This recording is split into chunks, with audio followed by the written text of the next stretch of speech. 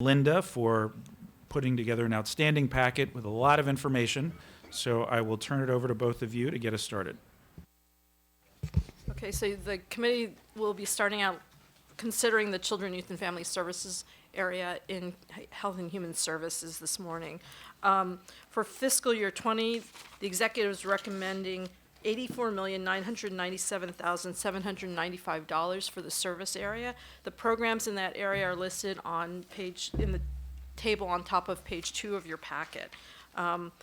There's a total amount of $1,949,000 or 2.2% for reduction for fiscal year 20. The large part of reductions, though, are related to two items in child care subsidies as well as infants and toddlers that the Joint Health and Human Services and ENC Committee reviewed on Friday. There is also a recommended increase of 3 FTEs for the service area. There's a description of the programs in the service area in the second table on page 2 of your packet. And again, there's a number of programs in the service area that were reviewed by the Joint HHS and ENC Committee. The first item is related to multi-program adjustments. Every program has a multi-program adjustment, and for children, youth, and families, those adjustments are listed on the table on page 3 of your packet. And they include compensation changes, benefit changes, staff turnover, reorganization, and other changes that affect multiple programs. Council staff recommends approving these adjustments as proposed by the executive. Without objection? Okay. There are 2 recommended adjustments for the committee's review today in Children, Youth, and Family Services. The first one is in Positive Youth Development. There's a recommended increase of $50,569 for the Crossroads Youth Opportunity Center to address structural budget deficits or deficiencies.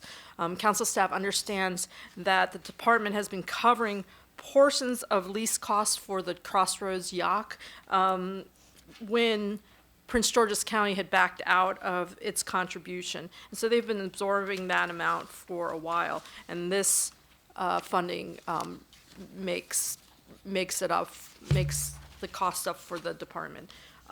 Just so you know, on the top of page 4 of your packet is a table that shows the different budgets recommended for the Youth Opportunity Centers in 2020. And council staff recommends approval of that adjustment. Without objection? Okay. Nope. Councilmember Glass. Thank you, Mr. Chair. So the Crossroads Youth Community Center, Ms. Yao, you said that Prince George's has pulled out of that, and it sounded like they've been doing so for a period of time. Can you elaborate on that? I'm going to let the... Sure. Ms. Buckland. Hi, Victoria Buckland, Acting Director for the Department of Health and Human Services. Yes, this was a program that was done in conjunction with Prince George's County, and they declined to continue, I think, in 2015. So the department has been continuing our portion of that program, but that has meant then that we have absorbed the full cost of that rent, which we had shared before. And do you know what the participation within this program is regarding residents of Montgomery County, youth of Montgomery County, and Prince George's County? And clearly I'm trying to get to understand who utilizes it, and Right. Clearly it's now a Montgomery County program in terms of funding. Right. I can get those participation numbers for you. Okay. Just a quick comment regarding this issue, and I want to acknowledge Luis Cardona and his outstanding team. This is something that we do need to revisit with Prince George's County, because this particular issue is very much a regional issue, and so I appreciate Councilmember Glass you highlighting it, and I believe there does need to be an asserted effort to encourage our colleagues from Prince George's County to participate with us, because we are not in a position to be able to continue this work on our own. And for it to meet its full potential, it will require collaboration. Councilmember Rice. Yeah, thank you very much, Mr. Chair. And again, as the representative for MACO, for the Maryland Association of Counties, for the County Council, and being very good friends with a number of elected officials who are on the council in Prince George's, I think this is an easy fix for us. So unless there is something that we're missing that is wrong with the program, I'm sure that we could easily get this funding back. And so my request would be that when these kinds of situations happen, that you let us as elected officials know so that we can then reach out to our counterparts on the other side to make sure that they understand the importance of something like this. Because, again, I think something like this with such a small amount is an easy phone call away versus us having to put it and absorb it in our budget, knowing that this is a benefit regionally for all folks that are involved. So Yeah. I just wanted to put that part in there. Ms. At Buckland. this point, the participants, what I'll get is the number, but at this point, the participants are all Montgomery County residents, but I can get the number for you. Great. And just one last comment on this, because it's something I know a thing or two about. Part of the one of the great things that Montgomery County did 2 administrations ago was create Luis's position, and that sort of proactivity and very organized connection of and facilitation of this very complex and difficult work is not something that other jurisdictions have replicated. And that was part of the problem before. There wasn't somebody who was in the same position to coordinate those services on the Prince George's side. So as we engage in those conversations with our colleagues in Prince George's County, I think it would be, and I really appreciate Councilmember Rice's taking up the lead and helping to facilitate that contact, and then we should have discussions regarding a regional approach again to create a position similar to Luis's. Thank you. And I also just want to point you to Circle 11 of your packet, which actually reports on youth served by the 2 youth opportunity centers.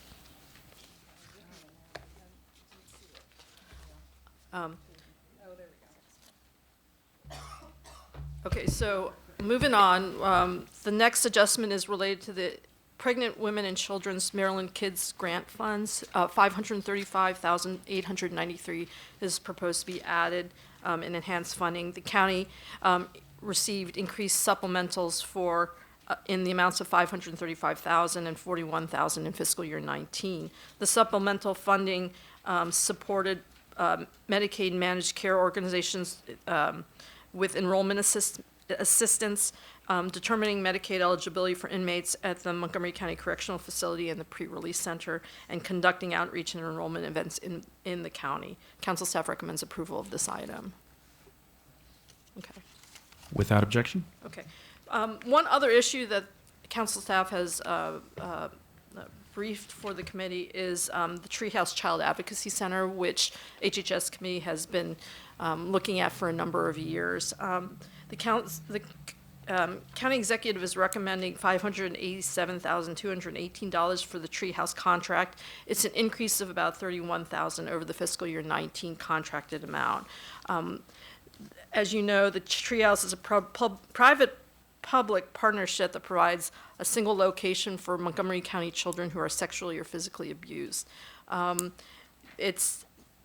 It transitioned from operations under the Primary Care Coalition to a new nonprofit organization focused on the services that they provide specifically. And the table on page 5 provides the fiscal year and 19 estimated fiscal year 20 budgets for the Treehouse. As you'll note, it actually goes on to page 6 of your packet. As you'll note, despite the slight county contract increase, there's reductions in federal grant, there's reductions in state grant funding. $200,000 for mental health that was used for therapy, and $160,000 for transitional trauma therapy for children who have been recently placed in foster care. The Treehouse reports that it's seeking grant funding to support these services. They've certainly requested community grants that are being considered, but the program continues to have a wait list. Currently, there's an estimate about 30 children who require trauma-focused therapy. It's separated between English-speaking and Spanish-speaking families and children, and I think typically it ranges between a third and a half Spanish-speaking. The Treehouse anticipates that that amount will be reducing because of the cycle that typically happens in reporting these cases. So over the summer, they anticipate they'll be able to address more and more of the wait list. And for fiscal year 20, they're getting 2 interns, I guess, doctoral level interns that should help them again in addressing that wait list. However, because they are going to be engaging in a strategic planning process and also be hearing about all the different asks they have out from private foundations as well as the county, and discussions with the state. While council staff is concerned about this wait list that continues for these very vulnerable children,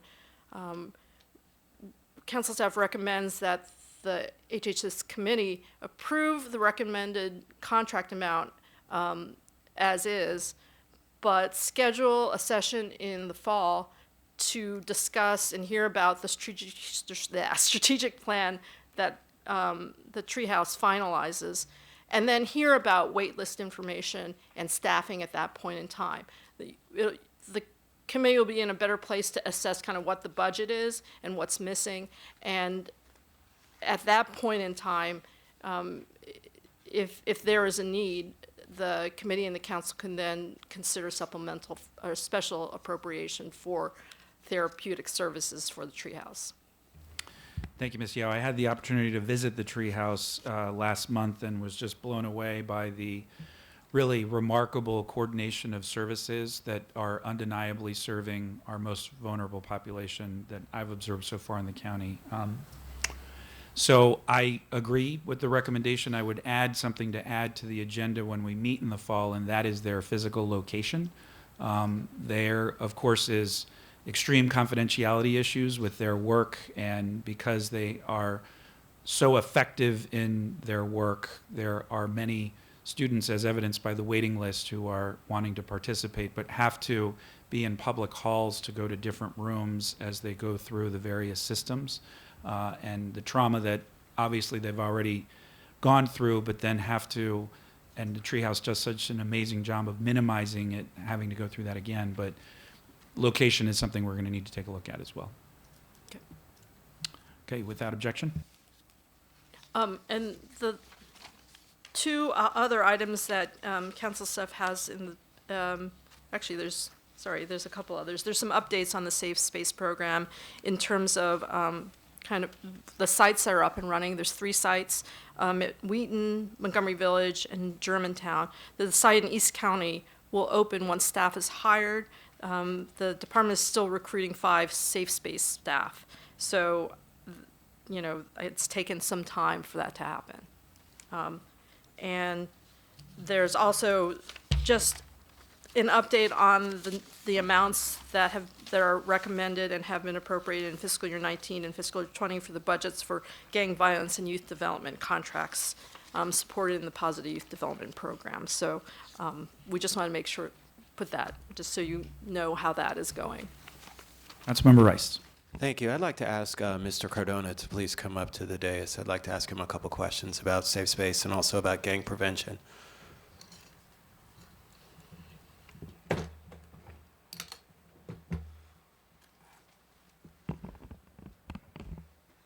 Mr. Cardona, good morning, and thank you very much for stepping up. You know, you and I have had conversations about some of the challenges that we continue to see in the Germantown area and Montgomery Village. We just had a young man who lost his life, who you and a number of other people who were also shot and injured, who I know that your organization has been working with and has had some touches with. I and the community are very concerned about making sure that you have the adequate resources to do what you need, considering that there seems to be a rise in the continued violence that we're seeing in our communities. And so I really want to give you an opportunity now. I know and am aware that the county executive has a constrained budget, but we're talking about lives here. And so I need to know if additional resources would be able to be used by you to combat what we see as a continued rise in violence in both the Germantown and Montgomery Village areas. Good morning, Luis Cardona, Administrator for the Positive Youth Development Program. For the record, as we speak, and I believe Vivian had just stated, we're currently in the process of trying to fill these 5 vacant positions in safe space, which I think the entire council is aware of the challenges we've been experiencing. In light of the fact we've put together a contingency plan specifically for Germantown, and so now we're going to be splitting 2 of the sites in Germantown to not just include the CBD area, but also Germantown Park itself. So we think we can move forward on that immediately. As a matter of fact, we plan on doing that starting this weekend. We hope that once we fill these positions, these vacant positions, we should be able to better leverage the resources that we would have available at our disposal. So I'm going to ask you a tough question, Mr. Cardona, and you know I love you. But is there a hindrance right now as far as hiring those positions? Is it just that folks haven't applied? Is there an HR obstacle? I'd really like to know, because again, these are things that we need to have filled as quickly as possible. So are there things standing in the way administratively that we need to make sure that we're pushing so that these positions are quickly filled? So on our part in Department of Health and Human Services, I believe we've gone above and beyond trying to make sure we fill those positions as expeditious as possible. Okay. We realize there's been transition and there's been some new processes set in place in HR. So in all fairness, I can at least speak for HHS. I can't speak on behalf of OHR. So let me just say this, and so for Ms. Buckland, Acting Director of HHR, this is incredibly important to me. We need to have these positions filled right away. I can't stand before my community and talk about more lives lost, knowing the great work that's being done by our Street Outreach Network. I follow Mr. Cardona, and I saw him on a boat with these kids and seeing them smile for the first time since some of them have been shot, but for the first time in years. I know some of these kids. I've seen them. Our school resource officers have talked to them. The work that they do is incredible, which I know you know. But we need to put the fire under whomever we need to make sure that these positions are filled. So I will be following up, Mr. Chair. I'd really like to see these positions filled before the end of next month. So I'm just putting that out there as a marker. Again, we can't afford to wait. So thank you very much, Mr. Chair. Thank you. I very much associate myself with those comments, and I appreciate the urgency that we need.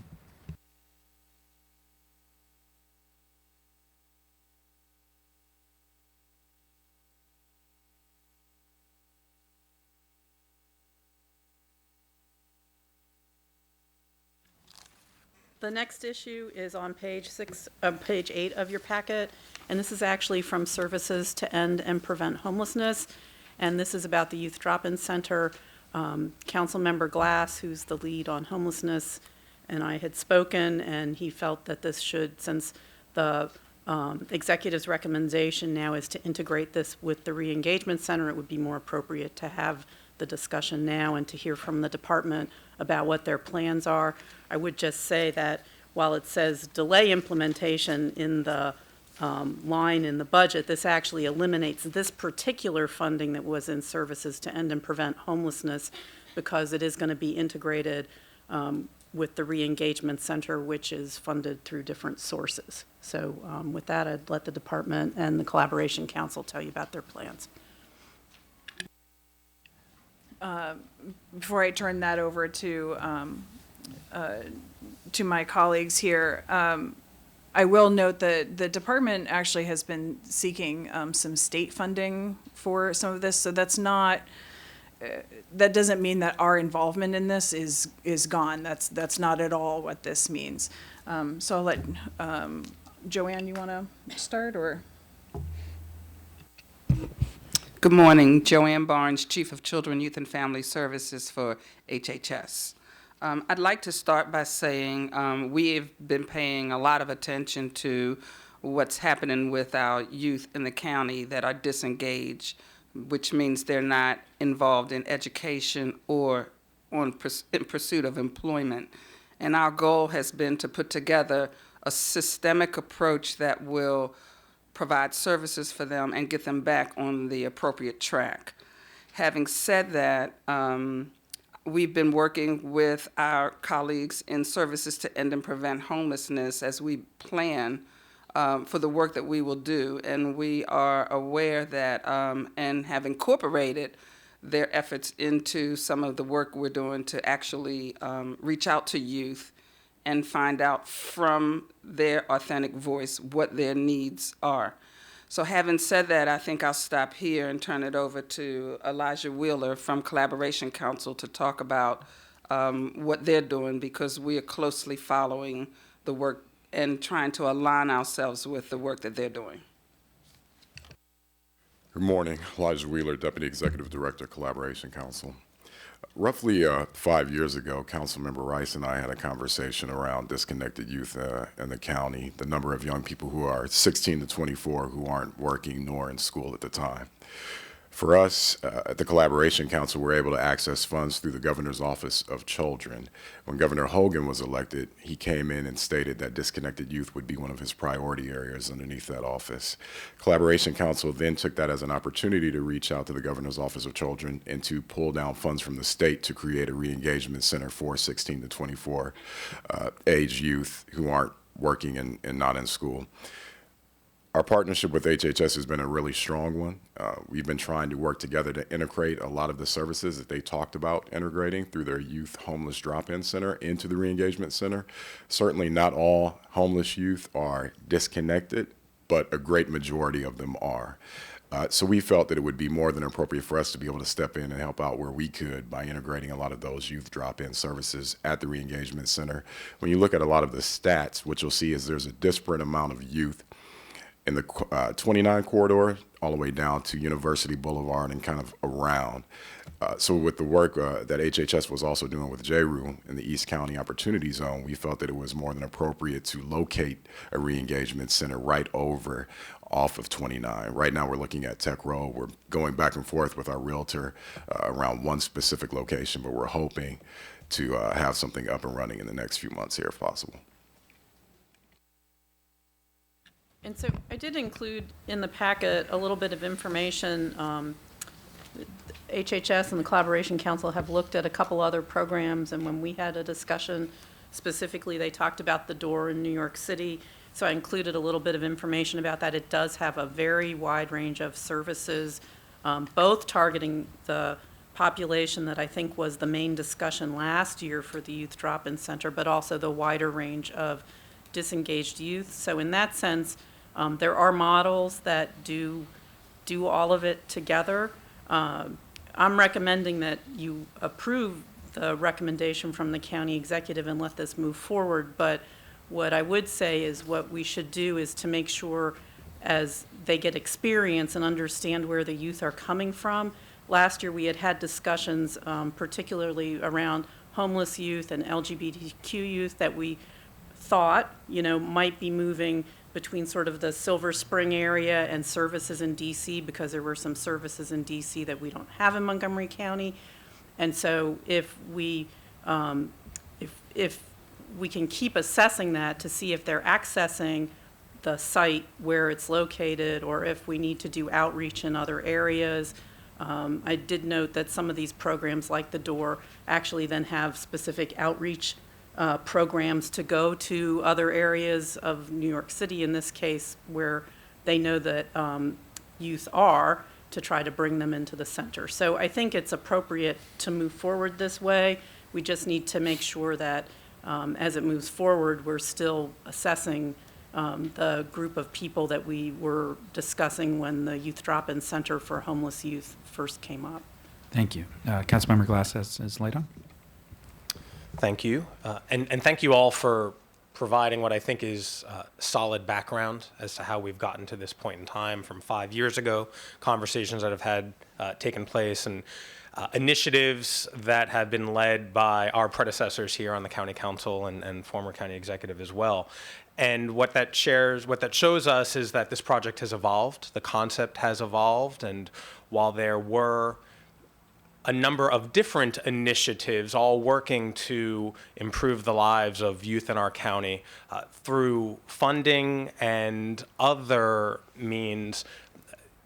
At this point in time, these various proposals are coalescing around this one. And the background that you've all provided, from my knowledge, is an accurate reflection of where we are. And I appreciate Ms. Barnes and Mr. Wheeler and Ms. McMillan having a conversation with me, educating me as to where we were, where we are in our meeting a few weeks ago. But for the sake of this public conversation, Mr. Wheeler particularly, can you elaborate a little bit about the different concepts in a youth drop-in center and the holistic approach and the diversity of youth you're hoping to attract based on best practices, DC, New York, and other places you've been? Sure. So as Linda referred to earlier, we had the opportunity to go up to New York late last fall to look at a few different programs, actually. And so what you'll find when you start talking about re-engagement centers is that there are various models depending on where you're at nationally. While we were in New York, we were able to visit the Ali Forney Center, which was a youth shelter/drop-in center specifically for LGBTQ youth in Harlem. And we also got to visit the Door in Lower Manhattan as well. What you saw is with the Door, while it was not specifically for one set of or population of youth, there was an integration of these approaches to really make sure that they were working strongly with all these different populations of youth, whether they be LGBTQ, whether they just be dropouts from school or just unemployed at that point in time. I think what we did was our takeaway was really to look at all the models, Ali Forney and the Door, as well as some spaces in Seattle and DC, and to try to integrate a lot of those different models into one.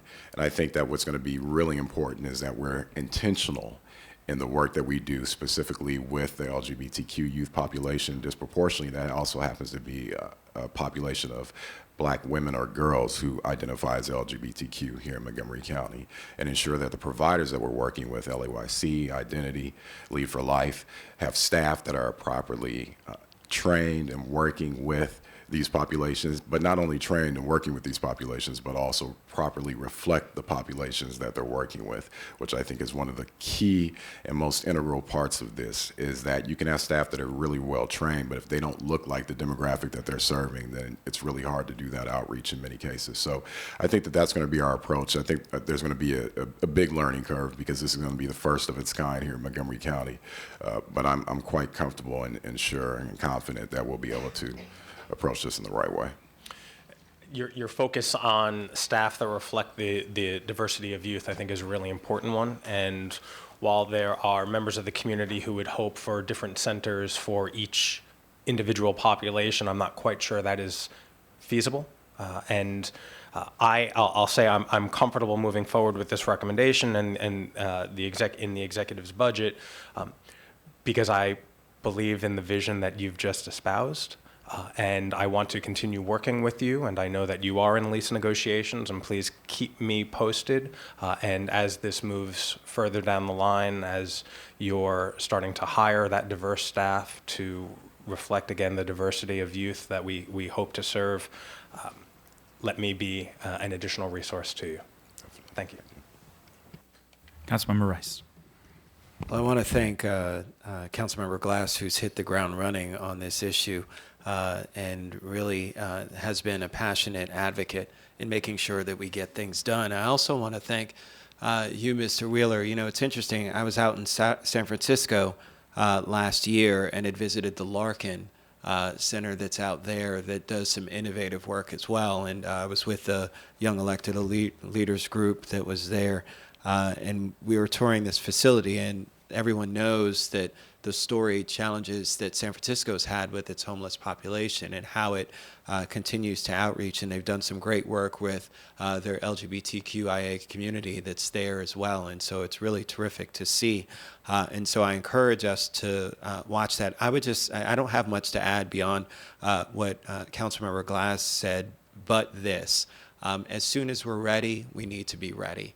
And so certainly from that perspective, I don't want to wait to another budget cycle. If we have the plan that's in place, we're ready to move, we need to move and get started. We know every single day that folks that are out there that aren't engaged, some of them actually end up with Mr. Cardona. You know, the allure of being homeless and not having anyone to have your back, and now all of a sudden have a group of people to have your back, is a great lure for gangs. It certainly is one in which they also can prey on individuals, and certainly those that are some of our homeless youth end up getting preyed upon as well, not just from them, but from sexual predators and all other kinds of things. Stories that I don't have to tell you that I know you know all too well. We've had these conversations before. And so from that perspective, it certainly is a priority I know of myself, as well as every single member of this council. And so from that as well as you guys across the, on the dais there. And so certainly from that perspective, it's one in which I know we're all ready to make this happen. So as soon as you're ready, please don't let a budget cycle limit. Let us know, because something like this, it certainly is appropriate for a supplemental appropriation.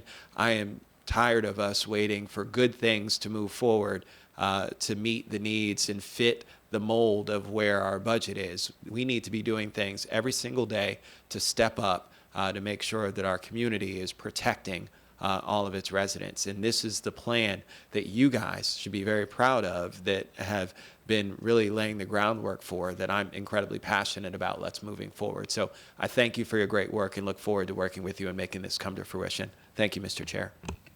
Thank you, Mr. Rice, and thank you, May- Mr. Glass. May I Yes. add Yes, go ahead, Joanne. one other thing? I know my colleague is here in the room, Amanda. One thing that we did forget to mention is that we are seeking an opportunity to get some additional state funds to help with this work as we move along the lines of integrating the drop-in concept with the re-engagement center. Councilmember Rice. Ms. Barnes, I've got a great relationship with our Lieutenant Governor Boyd Rutherford around this particular issue, and so I will make sure that I bring that up. I'm supposed to be going to Annapolis in a couple weeks, so I will make sure that I bring that up as a part of my conversations. Thank you. And I'd be remiss if I didn't acknowledge how important the Collaboration Council is as an organization in our county, because this is exactly the kind of space that it's so perfectly suited to help fill through these public-private partnerships. And Mr. Wheeler, you in particular, I feel very fortunate that you've chosen to make Montgomery County your place of profession because you have exhibited outstanding leadership, and we're fortunate to have you here. Thank you.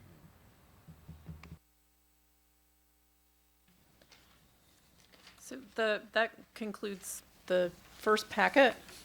I would just say that as you move from that item to item 2, which is the East County Opportunity Zone, to items 3 and 4, which got 2 numbers, but is the Kresge Foundation grant, you can see these are all working together. And so you could have sort of picked out pieces of each of these packets and done one packet around, what are we doing? But the next packet that you do have is to get an update on the East County Opportunity Zone. There is about $250,000 in the budget that is specific around this initiative, but again, it's supported by Safe Spaces. It's supported by what you'll discuss is happening in the Kresge grant. It's supported by the Re-Engagement Center. It's just supported by Recreation. It's supported by the East County Regional Center. So it's more than this 250, but this is the sort of little budget item that you have before you, which gives you an opportunity to get an update on the work of the committees. I would just say I gave you what has been the allocation, but the money flows, and I think Ms. Barnes is going to tell you they have moved some money around as they see what they need and don't need in the $250,000. Last year, the council was concerned about the success and structure of the employment and training component of this. And actually in FY19, the department worked with WorkSource to modify it, but they also are now going out with a different solicitation, which Ms. Barnes will tell you about.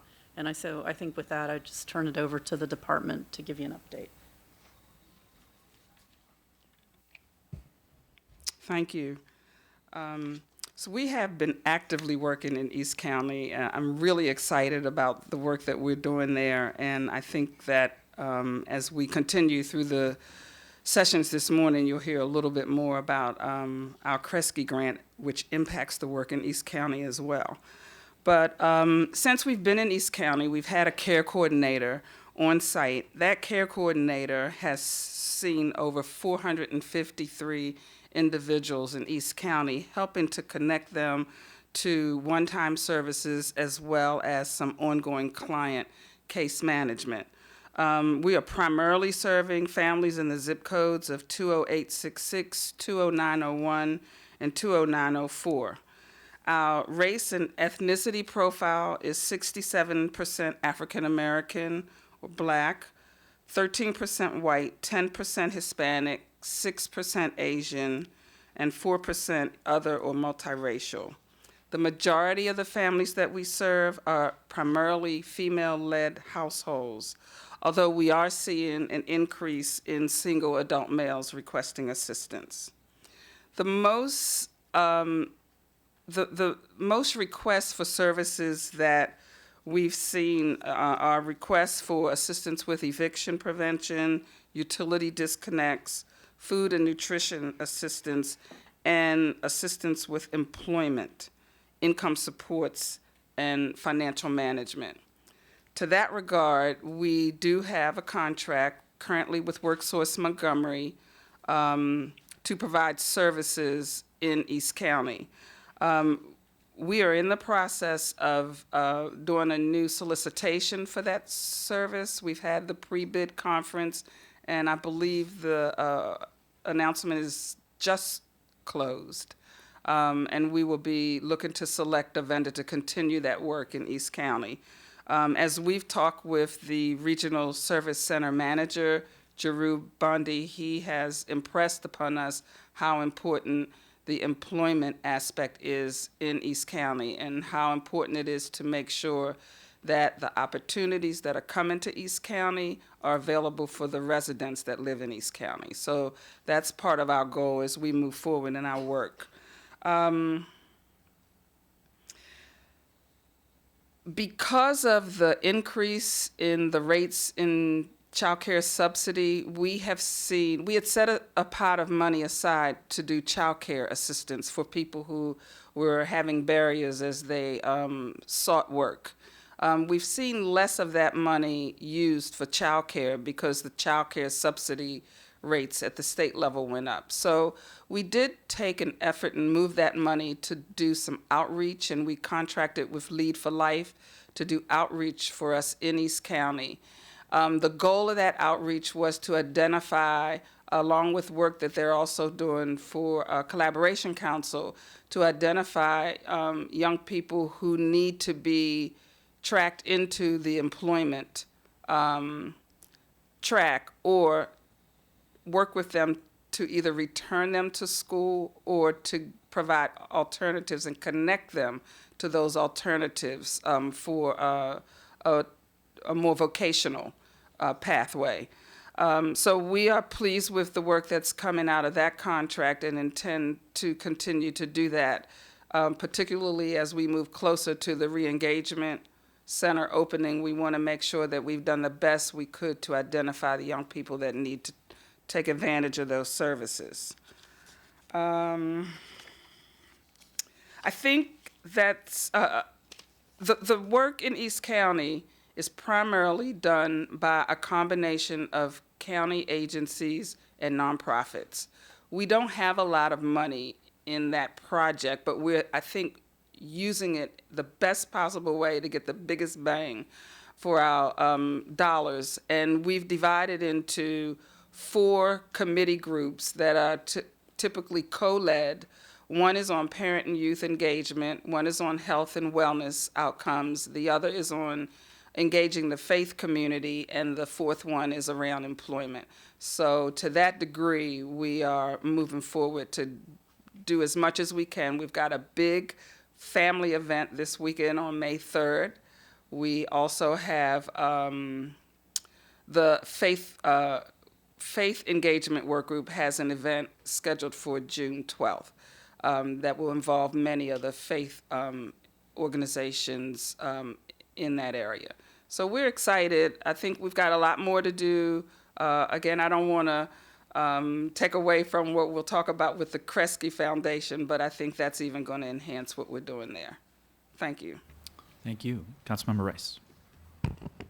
So growing up in the East County, I know a little bit about what continues to go on there and what some of the challenges are. And it's interesting, Ms. Barnes. And first, let me just say thank you. HHS has done a great job in being a partner with our East County Regional Services Center and some of the existing partners that are there. Unfortunately, for us, the one letdown has been when it comes to economic development and workforce development and job opportunity.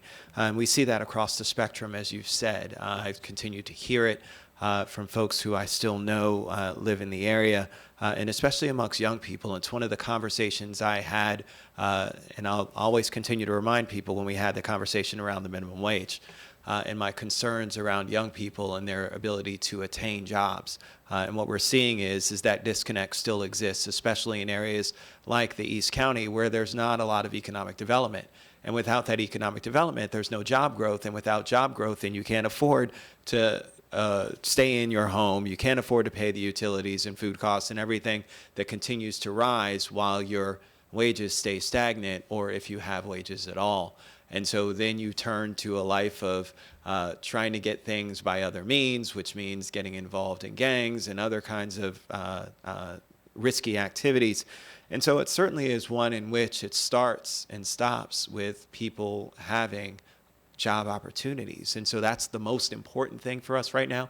We've done all the rest of it, and thank you so much for doing it. You've done all these other things that have helped to prop folks up, but the one piece that's missing. So I impart that on you as you go into this new contract to make sure that we're doing something different, because what we've been doing with regards to that just hasn't worked. I know you know it. I know that based on your evaluation, you'll be looking at that, but let me just say as an echo, again, repeatedly over and over again, what we've been doing for these past couple of years hasn't been working when it comes to job development. So that contract needs to go in a different direction, because it is imperative when we look at all the other things that are there.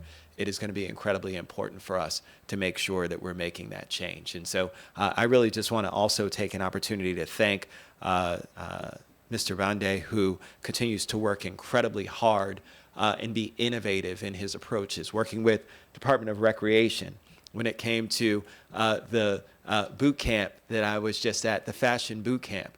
You know, when you talk about engaging kids and giving them other means of which to think about how they can be successful in this world, and teaching them about fashion and what's going on in that industry. My wife, who's a hairstylist who owns her own business in downtown Bethesda, there are opportunities that are out there for these kids. They just have to know what they are. And so kudos to them, kudos to Montgomery College, Gilchrist Center, all the partners that you work with. So a lot of this is kudos and thank you, because it's incredibly important for my home. But at the same time, let's get this job thing right, because that's the last piece that we've got to get fixed. And, you know, it's one of the most important, because it affects our homelessness. It affects all the other things that are out there that are tremendous challenges for us. So thank you for your great work, and I look forward to seeing progress when it comes to that piece. Thank you. That was very well said. I'm very familiar with this initiative. I was there as it was being developed, and I can say that sometimes these cross-collaborative efforts, which I think are critical to ensure that we strengthen our safety net, because county government can't do this work alone, and neither can our nonprofit sector. Sometimes they lose steam with transitions and changes in leadership. So I was really excited to see this item, and that we already have outstanding leadership, and I'm confident that our next director of HHS will continue on this impressive work, because I know Ms. Uluwalia took on with a personal interest and a professional interest, and worked very collaboratively with her incredible team to make this happen. And so as I have the opportunity to ask our new HHS director appointee questions, this will be among them for sure, to ensure that we move this forward. And I want to echo the comments regarding my colleague, Giroux. A lot of people don't know this. I think he has an identical twin, because I don't know how he's everywhere the way that he is. He does not have an identical twin, but I think he does, because it's remarkable the way he splits his time across this entire county. So thank you, Giroux, for your leadership. All right, let's move on without objection. And so the next packet actually is about this related item, which is the Kresge Foundation grant. This is actually before you as a supplemental appropriation work session, as well as a discussion about the whole program and how it will support even further the East County efforts and potentially also the efforts going on through Thriving Germantown. You did introduce this supplemental. You are scheduled to have a hearing on May 7th because of the scheduling constraints. The committee work session is scheduled before the public hearing, but when the council is willing to do that, we always let people know that if there's information that comes up at a public hearing, the committee can always choose to reconvene to consider any new information. But this is also your work session on the supplemental. So you do have information there in your packet. The total grant award is $750,000. $291,000 is being appropriated through this supplemental, and then the rest will be through the upcoming budgets. It's over 3 years. There is some information about how Kresge defines opportunity ecosystems, which is the focus of this grant program from the foundation. And as you read this, you'll see that it talks very much about the discussion you just had about trying to have a very supportive ecosystem in the East County. I have included for you some excerpts from the county's proposal to Kresge that talks about how the county envisions ecosystems and also how the county approaches racial equity, which is a question from the Kresge Foundation, is how will these ecosystems as they develop support racial equity? And so there was conversation in there. And then also, and that discussion is on page 3, as well as Kresge always asks for what do you, at least preliminarily, focus as your outcomes.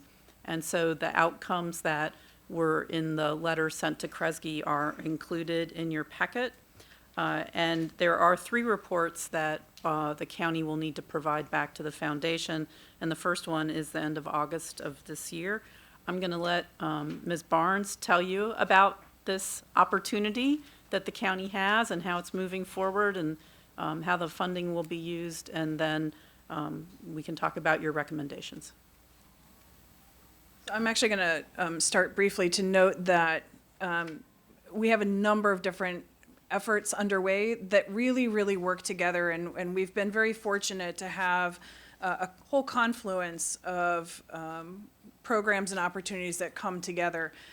We just talked about the East County Opportunity Zone. There's actually a second Kresge grant. It doesn't actually have dollars with it. It's purely technical assistance, which is why it doesn't appear before you, but it's specifically data for equity. And so what we have is technical assistance to come in, help us go through our data.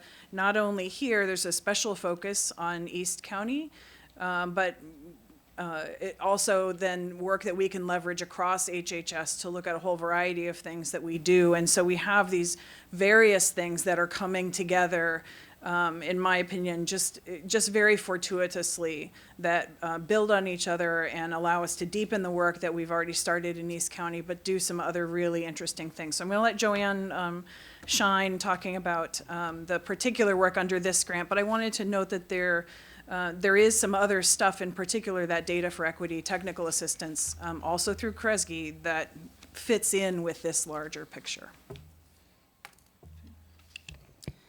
And that's a perfect segue to another opportunity that we have from the American Public Human Services Association.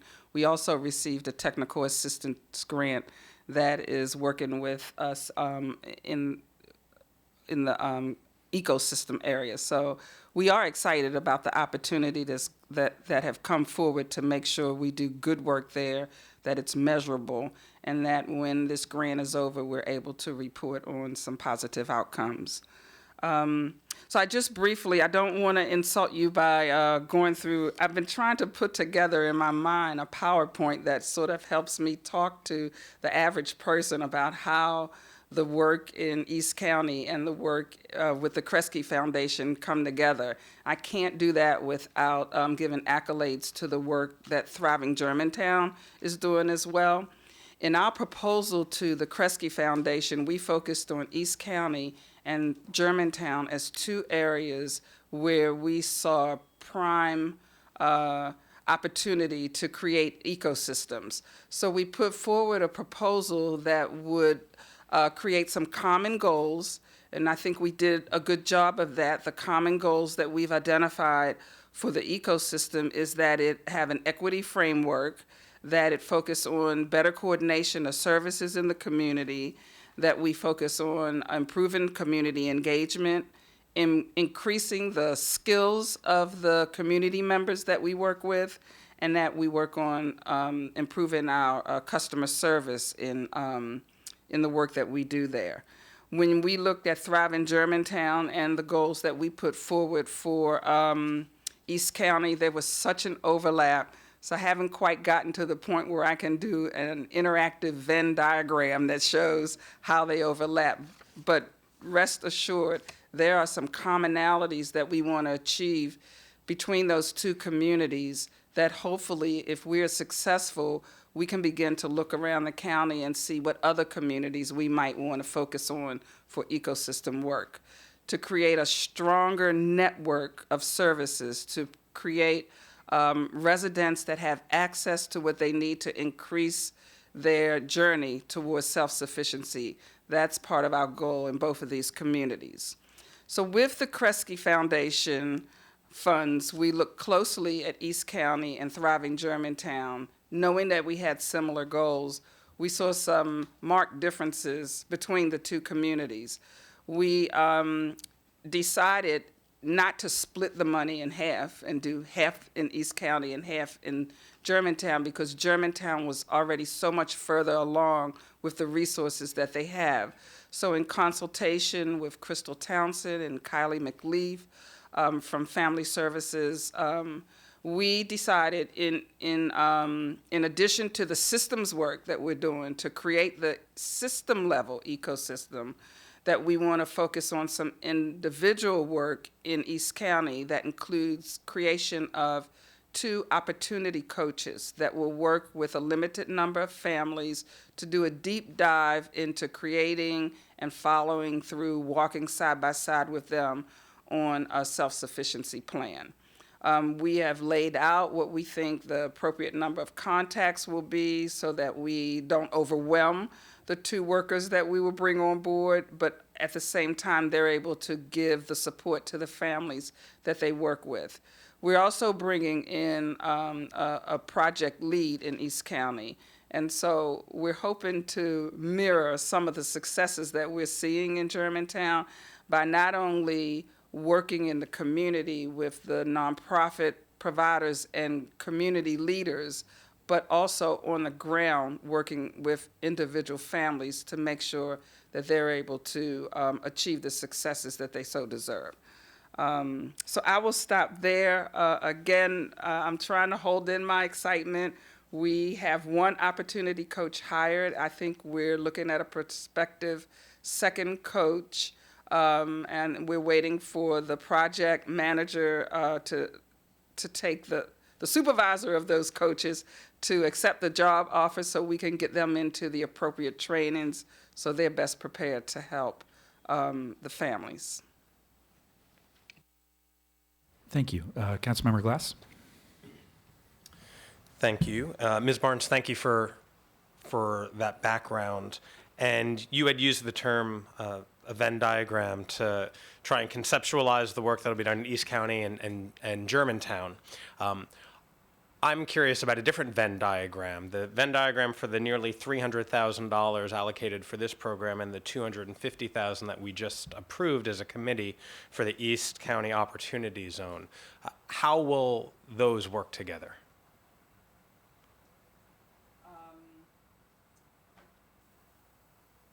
The funding, the work that we're doing with the ecosystem is very aligned with what we're already doing in East County.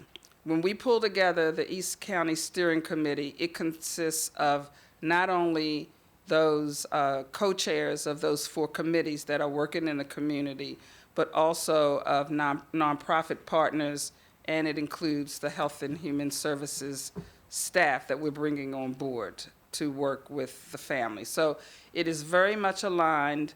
It's not supplanting in any way. It's bringing additional resources from the Kresge grant that we were not able to provide through East County funding. The majority of that funding goes, I think it's mentioned in the council packet, it goes towards the work source contract, and some client supports, direct client supports. Thank you. One way to think about the ecosystem work, the same way that Thriving Germantown is an established effort. There's been a huge amount of work in that community by a whole variety of players, and it forms a core that this work can then help support and provide some additional resources to help that group go to the next level in their own work. The same way that Thriving Germantown forms that core, the East County work forms that core in the East County. Because the East County work is newer, more of that, there's more need for the wraparound in East County. So you do see more of the grant funds there. But part of the effort is to align and to take some of the lessons learned from Thriving Germantown, make sure that we've applied them in East County, and make sure that those efforts have some alignment. But it's both of those serve as cores for the rest of the Kresge work.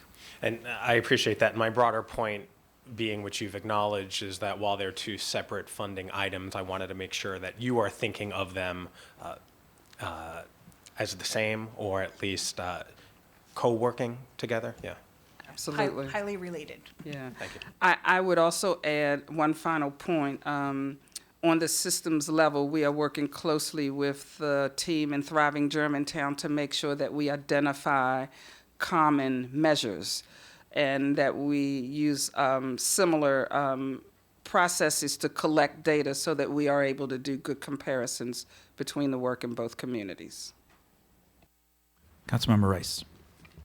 Thank you. And so it's kind of funny because I used to live in East County and now live in Germantown, so I don't know what that says.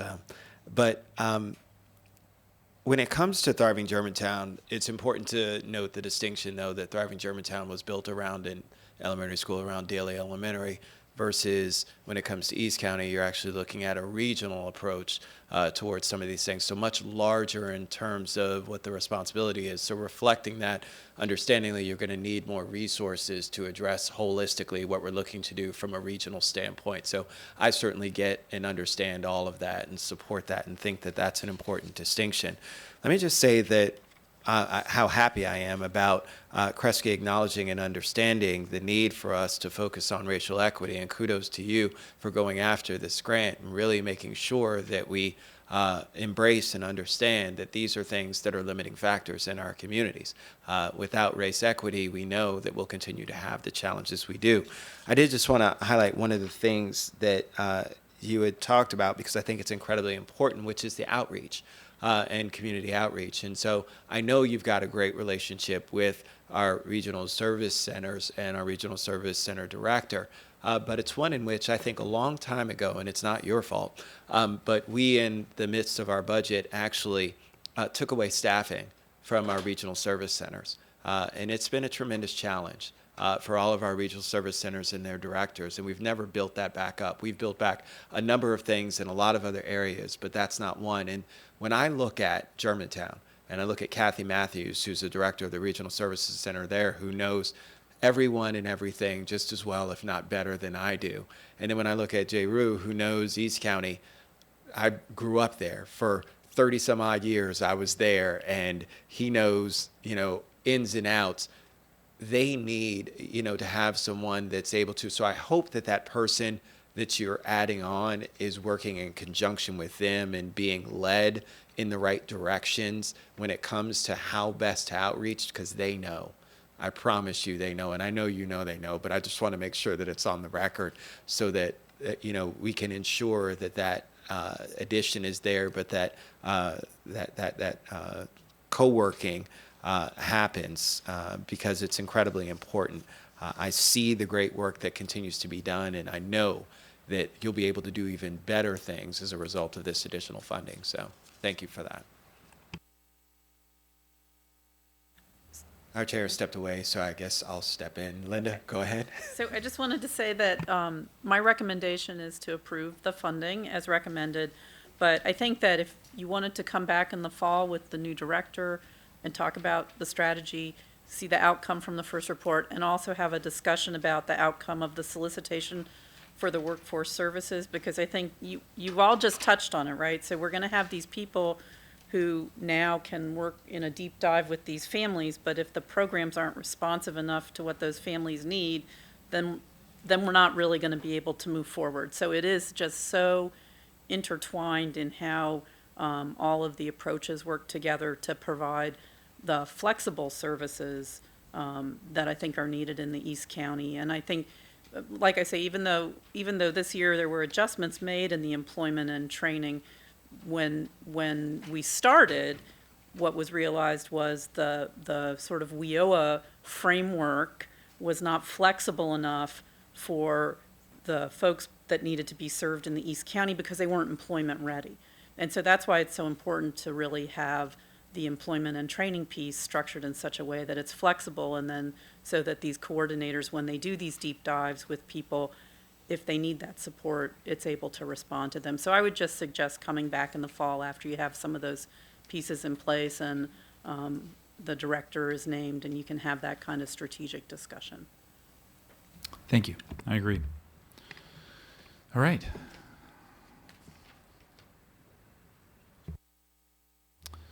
So without objection, Great.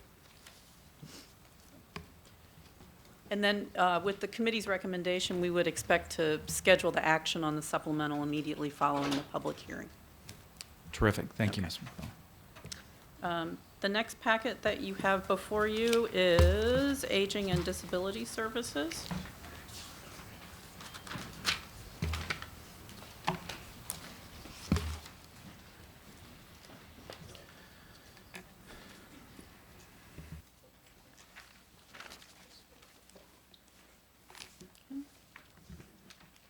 So for FY20, for Aging and Disability Services, there are 11 program areas.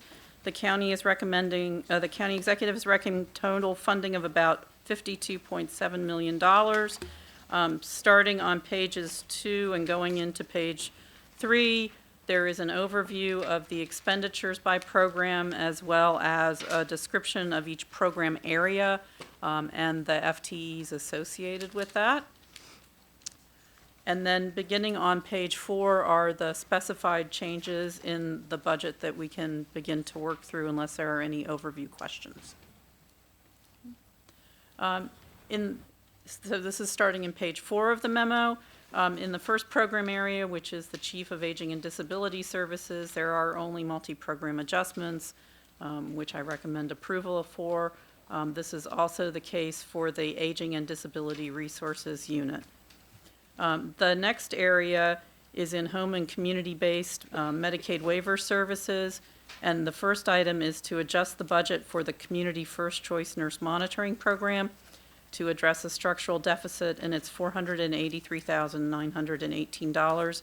I've given you some background on this. This actually I was very happy to see because several years ago, the HHS committee actually discussed this issue and what looked like the amount of workload that was coming to the department without the associated budgeted increases. And so we talked about both things that have to occur for Community First Choice. This particular item is around the structural deficit that comes from the nurse monitoring for people who are already in Community First Choice, but they also, in order to see if you're eligible, have to go through an evaluation, which is in a little different unit. And so what we looked at several years ago is this issue of what were the stresses on the evaluation unit, and there's some information in your packet about our delay in doing some of those evaluations. But then actually at the time, the department had said, but what they were most concerned about is, even though there was a delay in the evaluations, once people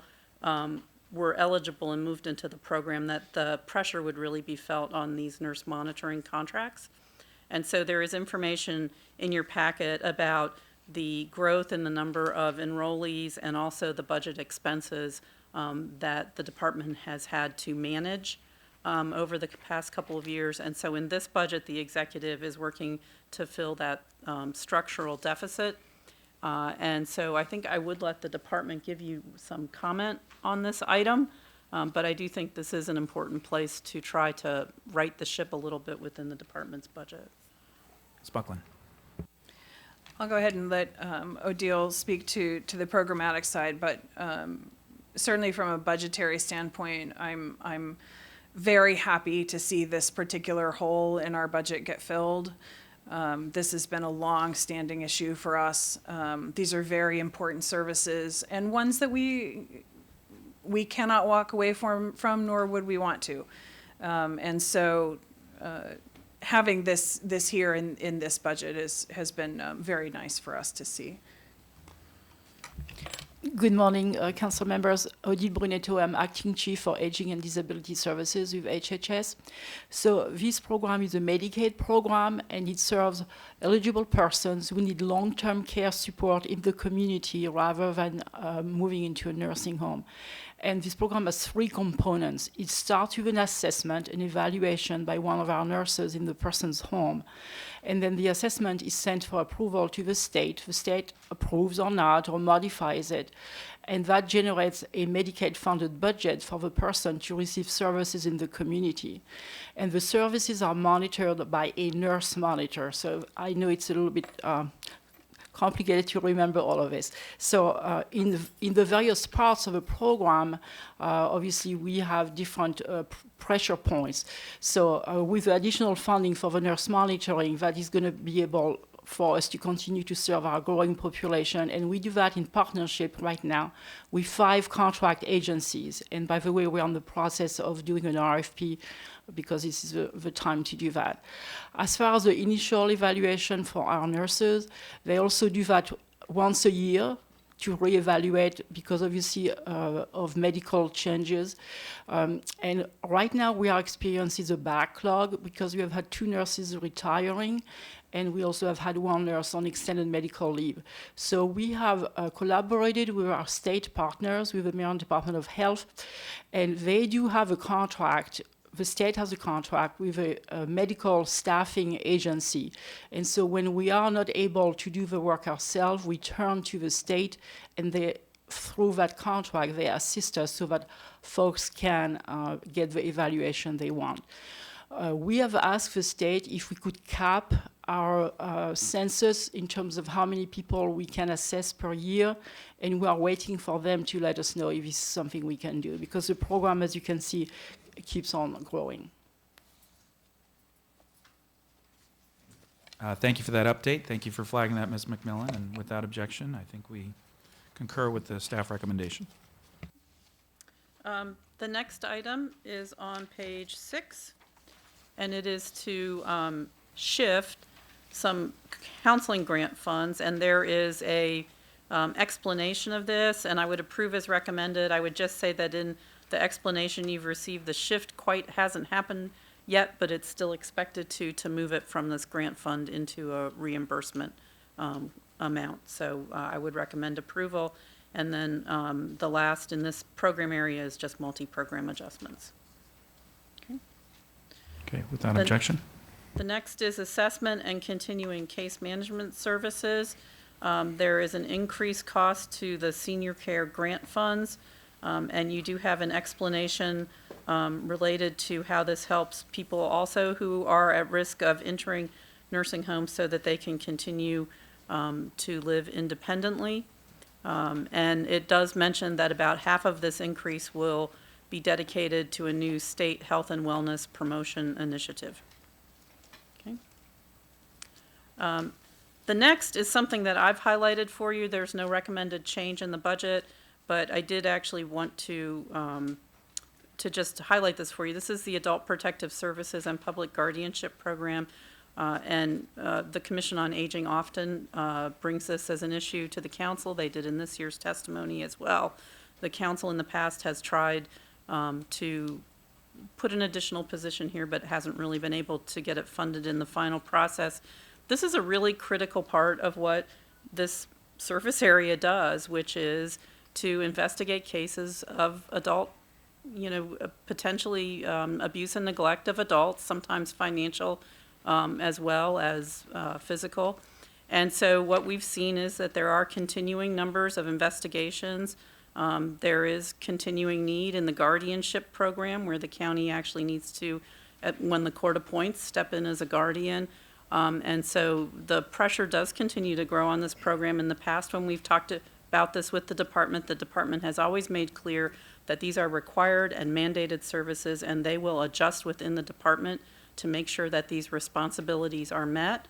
And so really, today I'm bringing this to you just so you understand that it continues to be a pressure in the department. They continue to manage within their resources to make sure that these issues are handled and handled according to legally required timeframes.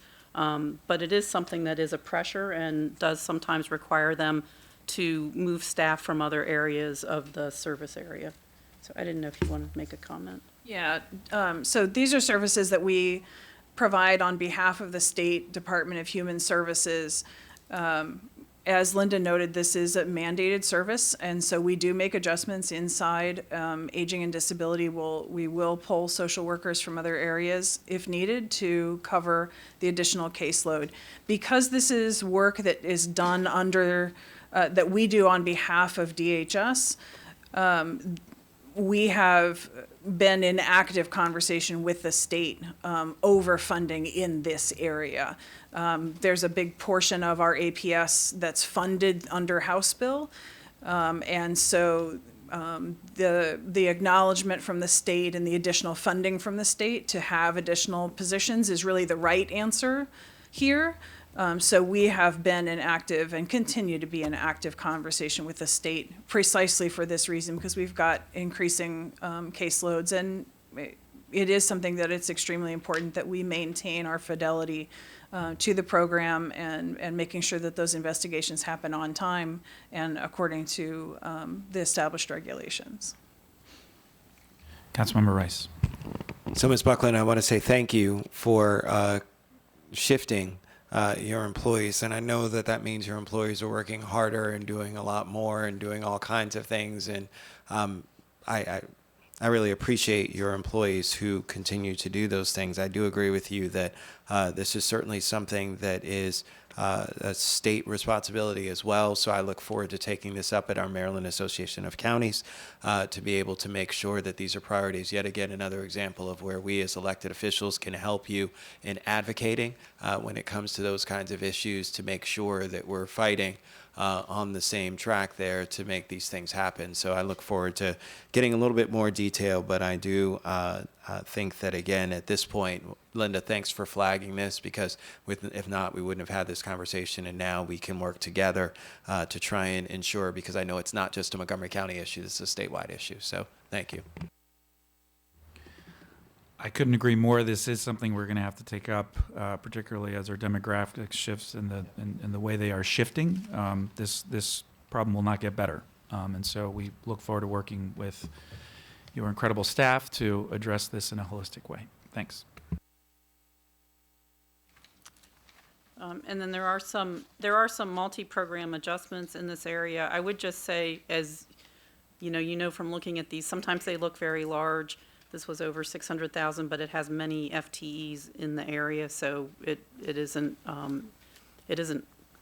quite as large as it looks when you spread out compensation adjustments and other things over those FTEs. The next area is Community Support Network for People with Disabilities, and the first item that you have before you is to adjust the funding for the support supplement that's provided to the organizations that provide services to the developmentally disabled adults. It's a $1.85 million reduction. You had a lot of discussion of this at your public hearings. I have provided for you in the packet a few things. The first, which is on page 8, is the language from this year, FY19's budget resolution. So each year for the past several years, the council has had a budget provision which specified the total amount of funds, and then any criteria that was required around the expenditures of those funds by the organizations. So I've included for you the current year language. I've also included in your packet as an attachment Bill 3517, which became effective a year ago, March. And then I just want to say that in part, it says that each year, to the extent that funds are appropriated, the Director of Finance must make these payments. The Director of Health and Human Services, by February 1st, is expected to advise the council and the executive on what the amount of the total amount of the payments would be based on state reimbursements, because as those rates change, what we may choose to provide could change, the total cost of providing services, including wages, and then the additional operating support that would be needed to allow each service provider to pay direct service workers on average 125% of county minimum wage. So this doesn't require, it's based on final appropriation. It doesn't require that a certain amount be provided. What it requires is that the department inform the executive and the council around the amount that they estimate is needed at 125% of minimum wage. But it also says that to receive the payment, the service provider must demonstrate to the department that it pays direct service workers at the rates specified in the council's current operating budget resolution and meet any other standards. And that's why the operating budget resolution provision is so critical, because that is what the department is holding itself accountable to based on the law and the resolution. So I wanted to give you that as background. There is $17.56 million appropriated in the current budget for this. On pages 9 and 10, what I've given you is a little history of how the total amount of funding has changed, and then also how some of the criteria have changed.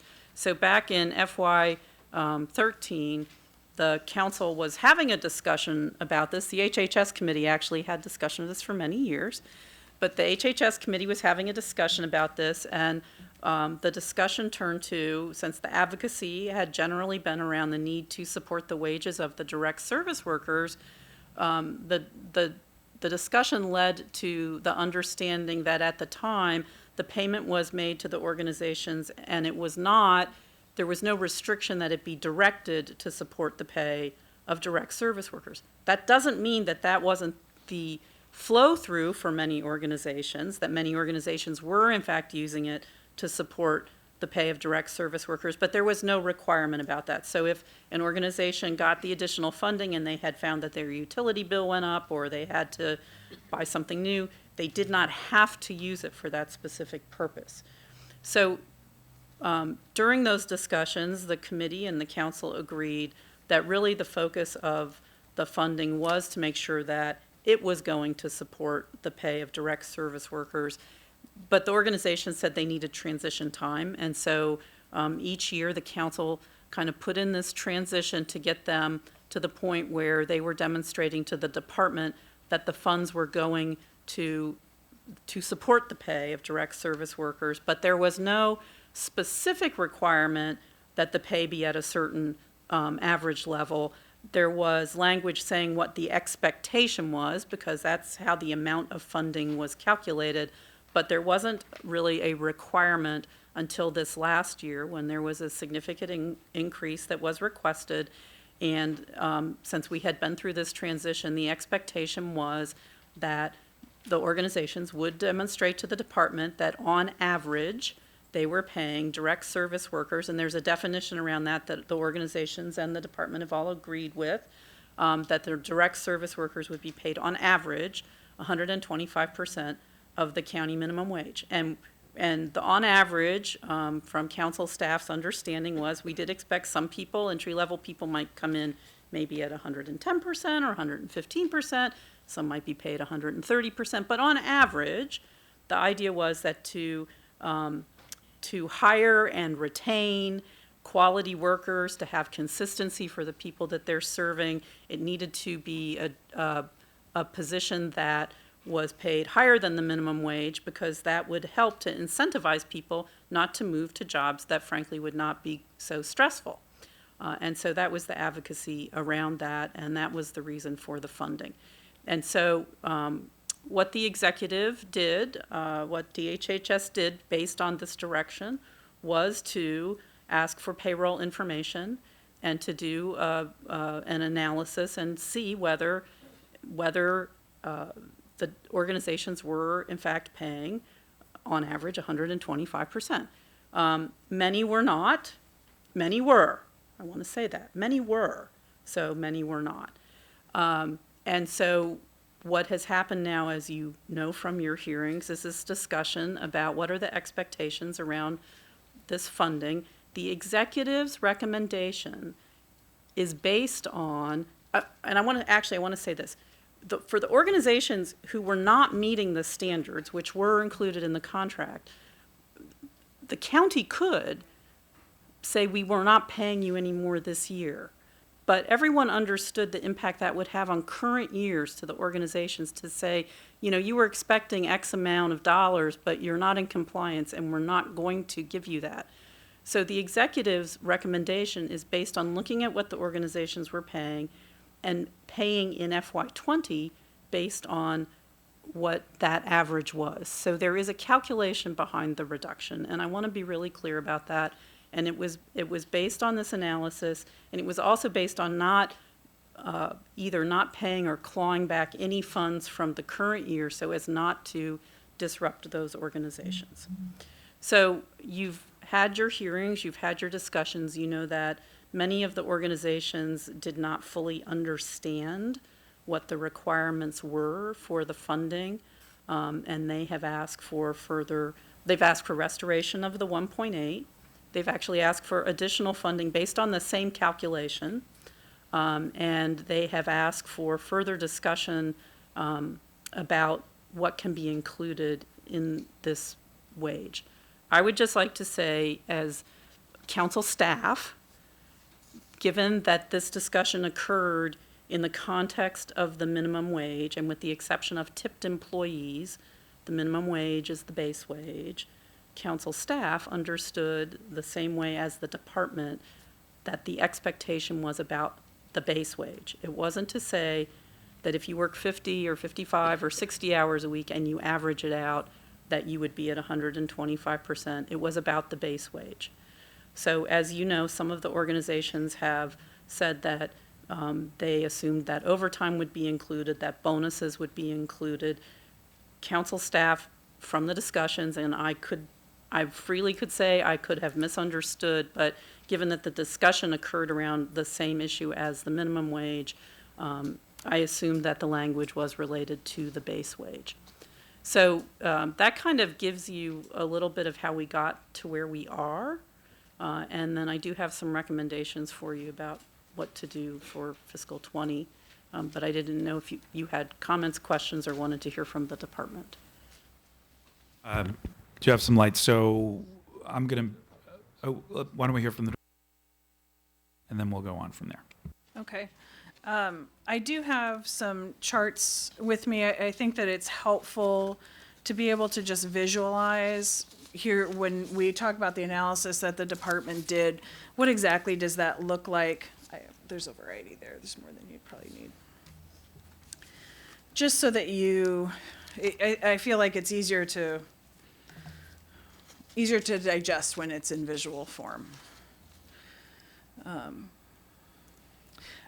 So what you will see here are a series of 5 charts. It's all essentially the same underlying idea behind each of them, but they all show slightly different things.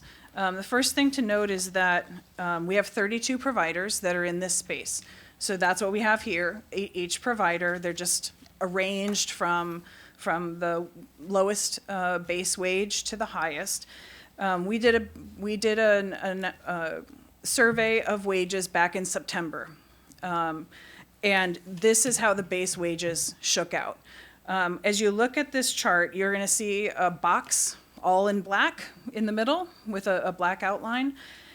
This box is the box that we're trying to fill with this supplement money. The lower end of that box is the wage rate that the state says that you should be able to pay based on the Medicaid reimbursement rates. And the top of that box is 125% of the county minimum wage. So it's this box that we calculate for the total value of the supplement, and this is the box we're trying to fill up. So what you can see here is that back in September, we had one provider who was not paying the minimum wage. We had then 18 other providers who were above the minimum wage but did not reach 125%, and the rest who did make 125% or more, and some of them considerably more on average. The next slide, part of what Linda had indicated was that some of the providers, that we had some advocacy asking about including overtime. So this is what that same chart looks like when you add in the overtime. So you can see that for one of the providers that did in fact take them over the 125% mark. For the rest of them, it did not. Some of them are close, but they're not there. This is September, and obviously we've had a lot of time since then. We did go out and to collect additional information to update. We heard back from 9 providers. So the next 3 slides contain an update. So it's again the same base information, but what you'll see is that now there are 9 individual providers that are outlined in black. Those are the ones we had updates for, just so that you can visually see which ones responded to us. The average direct service provider hourly rate without overtime, this is just straight base wage. And here's the difference. You can see that the provider who was not meeting minimum wage really took that to heart, made a huge bump up in their base wage. We had some increases. We actually had a couple that had slight decreases, but a few of them had increases. The chart after that is now the same overtime, let's include overtime, chart that we had before. But again, I've updated the ones where we have new information. Rather than just one who's over, now there are 2 additional ones, but I still have now 16 that have not met the 125% threshold. Finally, the last thing that we had been asked to calculate was just take everything, gross pay, overtime bonuses, everything else, divide it by number of work hours as a way to calculate. That is the final one. And what I have here again is just base wage, but now for those 9 providers who responded to us, this is what that looks like if you include everything in there. And you can see that 4 of the 9 providers met that 125% threshold. 5 of them did not, even when I include everything. So when we talk about the question of the expectations in the legislation, this is the context for how that has actually played out. And it's this analysis that is the that underlies what you see in the budget proposal, right? I think that it is safe to say that, I think it is very safe to say that we in the department, given the long history with this supplement, and the clear advocacy that was there to craft this legislative language the way that it's written, we were not expecting this outcome in any way, shape, or form. And I think that part of what, and I'll just speak for myself, that I didn't expect was how far some organizations missed. But this is what that looks like. And so therefore, that's what we have in this budget.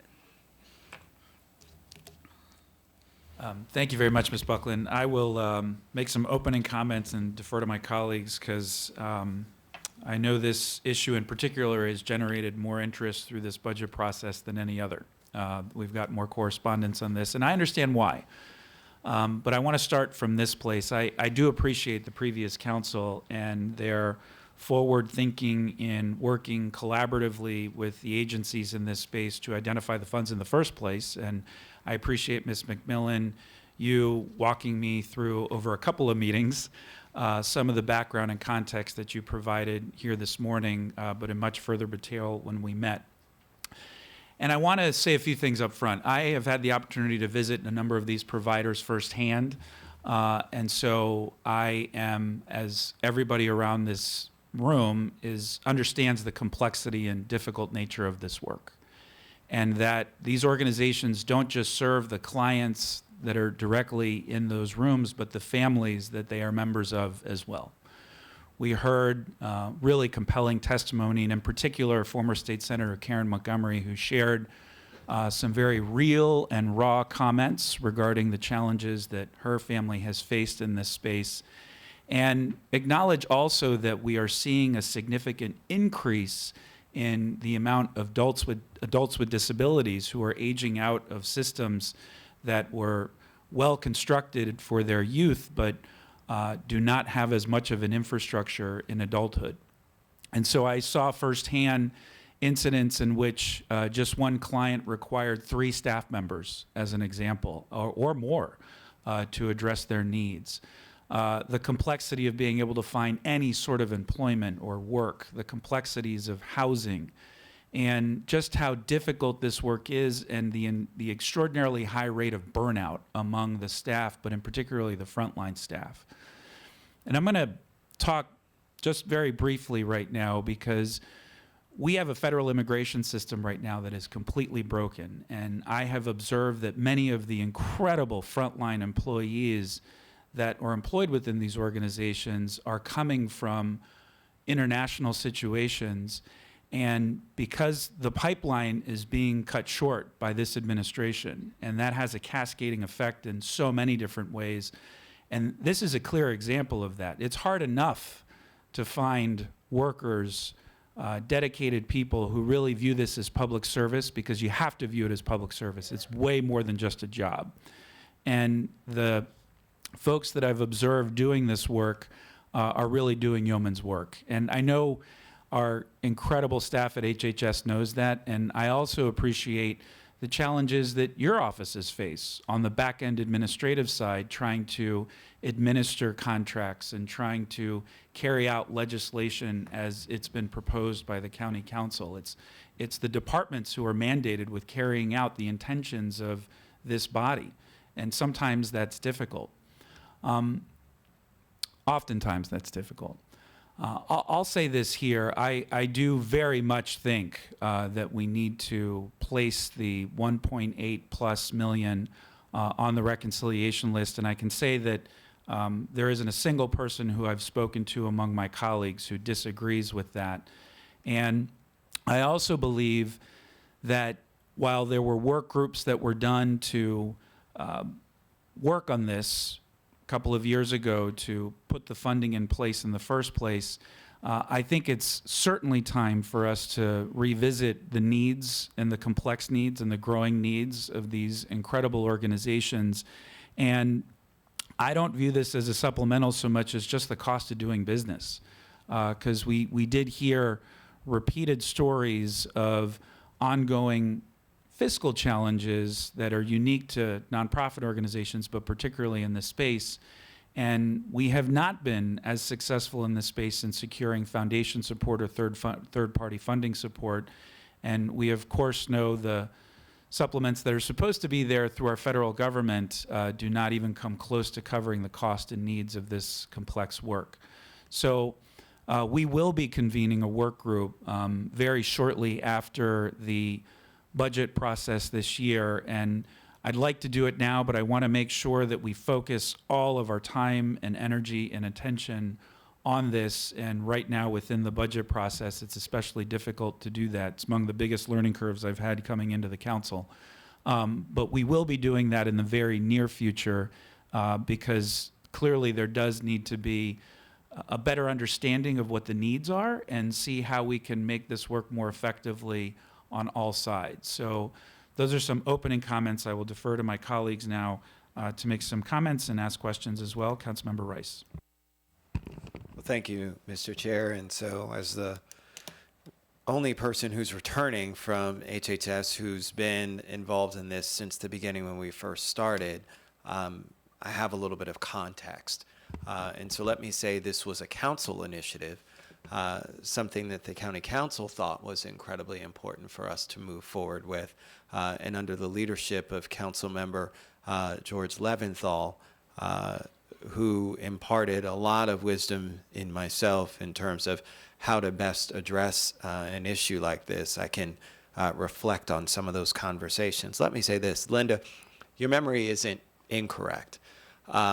It's just that, again, we didn't go into as much specificity. I actually talked to some folks, and we actually didn't go into as much specificity in terms of saying exactly that we would not include. We didn't say we would, but we didn't say we would not include when it came to bonus or overtime. And so that was kind of left out there. It wasn't something that was solidified. And so I do think that we need to, in moving forward, solidify what we're going to do with regards to that decision point. I will just say this, the thing that's troubling me the most, and before I get into some of the questions I have, is that by taking money away, how do we expect to then get the money to the employees who we want to be paid the 125%? So that's just a question for whomever wants to answer it. I just want to understand, if I'm giving entity less money, how do I then expect that to then flow to the employee to get to our ultimate goal of 125%?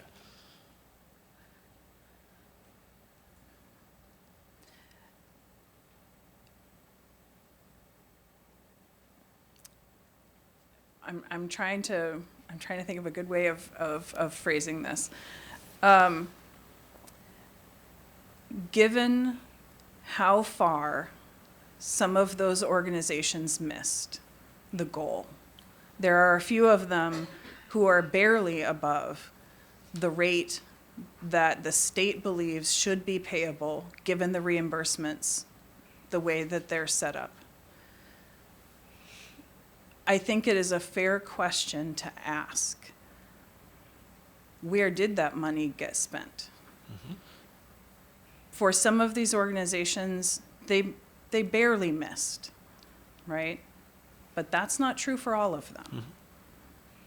And I think especially for the ones that missed by a lot, I think that's a fair question. So it still doesn't answer my question, but I understand where you're coming from. I think that, again, ultimately what should happen is a conversation with those individual organizations to say, this is what we expect, and we're not going to give you additional money and contract with you unless you meet those requirements. I mean, I think that's more of the fair and just conversation than to just take money away, because if you're not giving the money, you'll never get to the point. If they're not making it now, they definitely won't make it with less money. I mean, that's just economics. I mean, that's why you were struggling with answering the question. I don't want to jump in your head, but I mean, that's ultimately at the end of the day what it involves. I mean, if I give both of my daughters $10 because my father took them to McDonald's and said, that's gas money, make sure you give it to Pop Pop, and then one of my daughters pockets $2 of the dollars and says, here, Pop Pop, I'm only giving you $8. And then I find out about it and say, Kaylin, you shouldn't do that. And next time, you know what? I'm only giving you $8 because you didn't give the full $10 to Pop Pop. Well, I mean, Pop Pop loses out and is now only getting $8 when he should have been getting $10. And I just took $2 away for what? Because Kaylin didn't give it to him instead of it being. So again, it's that loose sort of, how do we best address this? And I think that for us, it should be a conversation with the entities involved to say, this is what we expect of you, excluding all of the other things. And I also have a question about calculations, but it seems, Josh, you want to answer? You want to jump into this? Hi. Josh Waters from the Office of Management and Budget. And that's a great question. I think your question also leads to another question is, what is the target rate of pay that's needed to retain and recruit quality staff, quality direct service providers? And so the county has been providing this money to pay these direct service providers 125%. But if the providers themselves, the providing agencies themselves, haven't been providing that salary at 125% of the base minimum wage, is that really needed for them to do that, to recruit and retain staff? Mm-hmm. So I think that it kind of backs into the question. If it were, then perhaps those providers would have been using the funds to pay their staff the 125%. Josh, I would follow you if there was a huge majority of folks who weren't doing that, but it's exactly the opposite. And so that brings me to my other question. Was the data based on a full year of salary? The data is a point in time. So Okay. what we had was full salary, full payroll information, well, mostly full payroll information for a pay period in September, and we asked for another one in March. So they are point in time. So we're looking at a period of 2 weeks, 2 times a year. Okay, that's concerning also, but again, pushed aside. So the other part of this is the timing aspect, because I understand and I've heard some mumblings that, or rumblings, I guess I should say, or maybe both, that the county executive is considering sending over additional funding. Has there, Mr. Waters, do you know of any conversations around that? This time, nothing's coming forward. I know conversations are still ongoing with the executive. Okay, well, I guess now would be the time if we're about to put this on the reconciliation list. But let me just say this. There are a number of concerns that I have around a few of these outlier organizations, as you, Ms. Buckland, who haven't been, and I'd like to delve into those more to understand exactly what happened. I've met with some of the folks who find themselves in sort of that Midland range, who assure me that based on the point in time surveys that you have and the data that you've gotten, that their data shows something completely different and that they are above. And so the numbers that you provided, I would tell you our providers are saying are inaccurate. And so, you know, one man's data is one man's data. I'd like to see a more formal, and so Linda, if we could get a true audit of the true numbers that are coming out from organizations so that we could see one point in time for 2 weeks, for 2 times a year is not enough for me to base a significant decision off of, nor should it be something that we then take away significant amounts of funding for something that's so critical. So from that perspective, I'd like to see that audit that gives us a better snapshot of what actually is happening. But in addition to that, I do think, look, if an employer and the employee, and we're dealing with this right now in our compensation discussions, decides that they want bonus versus flat wage, and it works for them, and we can still average it out to their pay. Didn't say overtime. I said bonus. There is no question in my mind that that should be included. Bonus is direct payment that is going into, and so this is just one person's opinion, that should definitely be included. Overtime is a very different scenario, and I think something that warrants a discussion for us to talk about. It's very interesting that we base a lot of our budgets off of overtime pay for our firefighters and police and others, and so from that perspective, it's not as if, now again, we don't tie it to minimum wage. Our firefighters make way more than minimum wage, so we don't have to worry about that. But it is one in which it's just very interesting that we base our budgets on a certain amount of overtime pay. And so from that perspective, if we're going to say that we're not going to include it, we have to have some sort of justification as to why, if there is the assumption that they're automatically going to get a certain amount of overtime, and we factor that into budget decisions that we make as a council. So I'll just say that for the argument for overtime, but I'd like for it to be a part of the discussion. So that's kind of where I am at this point. But Mr. Chair, I don't know if you've already formally made the motion, but definitely would support putting the 1.8 million on the reconciliation list at this point. It's definitely something that we need to do until we can get more information and understand exactly what's happening and get some true data. Thank you, Councilmember Rice. Thank you for providing that context as well. That was very helpful. Councilmember Glass. Thank you. So that's why I like this committee, because we have thoughtful conversation, and I appreciate the background that Mr. Rice brings to the conversation as the only member who was here sitting at the dais over the last number of years. And I appreciate the chair's vision for tackling this moving forward, because it will require that conversation. And I think that would probably be the appropriate time for the collection of data that Mr. Rice has requested, which I think is fair. But with the data that is before us, I have to say that, you know, a 41% completion or approval rate is insufficient. And then when it was recalibrated with the warning, for lack of a better term, that only went up to 53%. And so when we have this conversation, I want to throw it out there regarding the business practices, the business models that currently exist within this sector and within the 32 organizations, and whether some of them are not up to the times. And that is partly because of the increasing minimum wage, which will continue increasing, and it is partly the workforce scenario that Mr. Albornoz mentioned, and just the changing dynamics within our community, the growing needs in our community. And that is, I think, a tougher conversation to have about these 32 organizations and how we best serve this growing need. And so I want to share my support for adding this money to the reconciliation list, because according to the information I have, the chair is correct. I think I've heard more about this issue and the need for this funding than any other issue within our $5.7 billion budget. So for those of you who are in the audience, for those of you who are watching at home, your message was heard.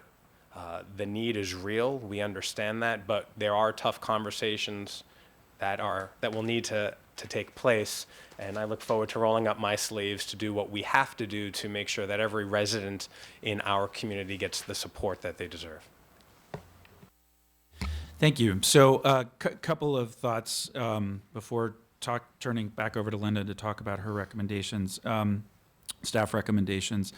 If you could, Ms. Buckland, make this document available publicly, because we had the opportunity to see it, but I'm sure our providers are interested in seeing the information you've provided us as well. So not sure the best mechanism to do that, but if you could do that sooner rather than later, I'd appreciate it. And I can have it posted to the end of the packet, go back and repost on the web with this Perfect. as a final attachment. Awesome. And we will certainly take that into account and any and all data that our providers may have as well when we put that work group together and convene this further analysis. So Ms. McMillan, why don't you walk us through your recommendations, and then we'll go from there. And these are on page 12. So the first recommendation, which you all have already agreed to, is to put the 1.85 million on the reconciliation list. And this would sustain the FY19 level of funding. And I would also say it's going to be consistent with what you're about to discuss next, which is the adult medical daycare supplement, which would also, under the executive's recommendation, stay at the 19 level. That should mean that no one would lose actual dollars from the level they're getting at FY19. I would recommend changing the criteria for eligibility for the payment to be in compliance with the county minimum wage. And the reason I'm recommending this is that we have many questions before us. I don't think you should specify an assumption about the amount above minimum wage that organizations are reaching. This should mean now that every organization is in compliance with the minimum wage. HHS should continue to inform organizations when they enter into the contracts what the new requirements are for the minimum wage. But this gets to the issue of the relationship between the law and the resolution and what DHHS is being asked to do in terms of accountability. And so I think that for this coming year, where we're going to have these discussions, it would be best not to have a specific amount, knowing that the goal, I believe, continues to be, given the advocacy of the organizations, to get to the 125%. But I think it would be best not to have that number in the resolution, and that will get us away, frankly, from the predicament we're in the current year, which is, what does it really mean when somebody's out of compliance with what the council has specified, right? So I think that would solve that problem for FY20 if we did that.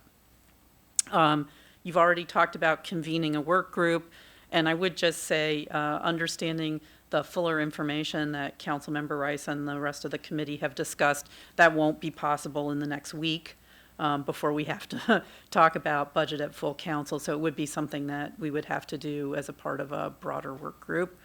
I'm recommending not funding the additional 1.38 that was requested by Interact DD on behalf of the organizations.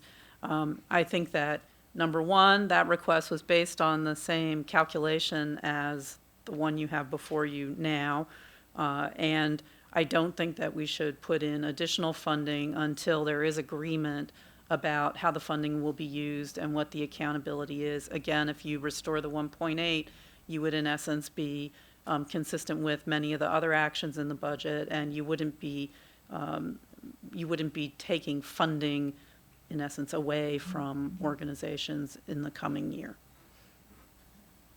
Thank you for those very thoughtful recommendations. Just to expand slightly, I agree regarding the 1.38 and change. So I'm not prepared at the moment to support those funds within the context of this exact conversation. However, when the work group does meet and we do talk about these issues and we talk about them in sort of a holistic way beyond just salary and wages, I want to look at have an expansive conversation on the overall needs of these incredible and dedicated organizations.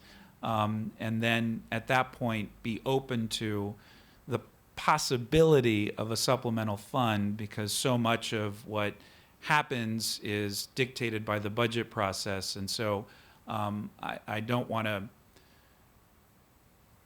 I want to make sure we establish clear expectations, but I also want to be open to, after we have these conversations, working collaboratively with our executive branch to find solutions that address these very unique and complex and important and urgent needs. So I think that's where I am. I don't know if my colleagues have any other additional comments with regards to Ms. McMillan's recommendations. Seeing no lights, then I think without objection we will move forward with those recommendations. Okay. The next item, which begins at the bottom of page 12, is the payment to the adult medical daycare providers. As you know from the savings plan, the FY19 budget was the first time that we provided a payment to support adult medical daycare providers. You heard from them that they serve many people that have the same level of disability as people in the developmental disability community. And in fact, many of the people are from the developmentally disabled community that go to adult medical daycare, and they are facing the same pressures with reimbursements and rising minimum wage. In the case of the adult medical daycare providers, the original budget was $651,000. You had a discussion during the savings plan that because work had to be done to determine how to make this payment, that you concurred with the executive that for FY19, you would only be making a quarter of that payment.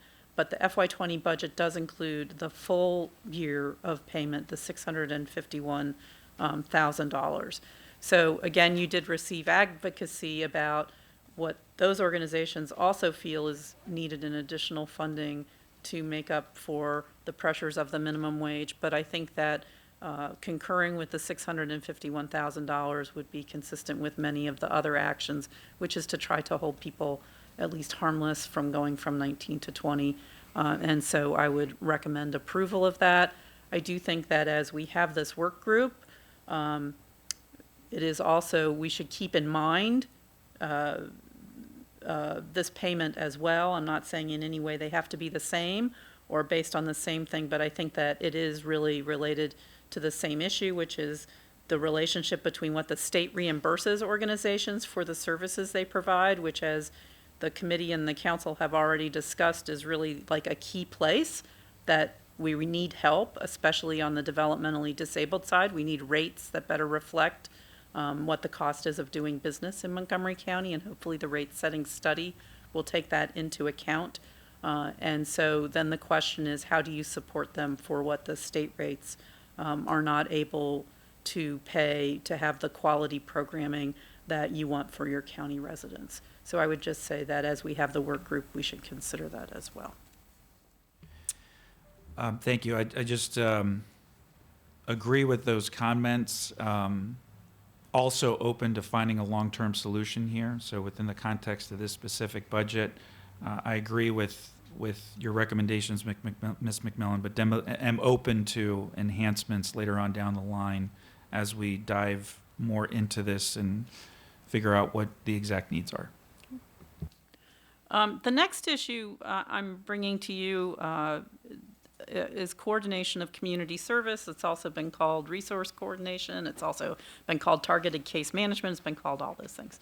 I just want to bring this to you because there's no recommended change in the budget, but as a part of the work group on people with developmental differences that the council was presented with in the fall, there are many, many issues there, but one of them was the coordination of community services. Councilmember Rice will remember these discussions extremely well. Several years ago, the county would receive a grant from the state and was able to provide these services. The state then went to a different system of reimbursement and brought in private providers. We heard a lot from residents about the need of the county to continue to provide services. The reimbursement from the state is not sufficient to cover the cost of county employees, and when the council and executive made the decision to stay with this service, they went in with their eyes wide open on that fact. We had a lot of discussions about that. There's never been an expectation that the revenues from the state would cover all of the expenditures for this, but it was considered critical that the county stay in as one of the providers and be a part of the system for providing these services. And I wanted to bring this to you to say that right now, the state has, its standard is about 1 worker for every 40 clients. We are a little above that. Right now, the department is adjusting that a bit by not taking on the full capacity of 500 that the state would allow us to do. In talking with the department, in order to get to a ratio to serve 500, you would need another CCS worker, but they have reached their span of management, and they would also need another program manager. So at this time, given the other pressures, I can't really, I think, recommend that 2 positions could be funded. So I wanted to bring this issue to your attention. There is a white paper attached that's from the report, but this is the service where, especially as we move to person-centered planning, which is part of what the state is implementing, the work demands on these caseworkers is increasing. And this is the front line between the families and the clients and how they get their package of services. This is like where the rubber hits the road. If you don't have a good CCS worker, especially, well, anytime, but then you also have the issue of transitioning youth. If you don't have quality CCS working with these clients, working with these families, then, that's where their package comes together. So I really just wanted to bring this issue to your attention because this is another place where the rate setting study is going to be so critical and working with the state to see if we can get more funding to get rates that are more appropriate to the services that we need to provide at the cost for Montgomery County. Councilmember Rice. So my question is for Ms. Buckland, if we were to add one person on the reconciliation list, how quickly would you be able to fill that position?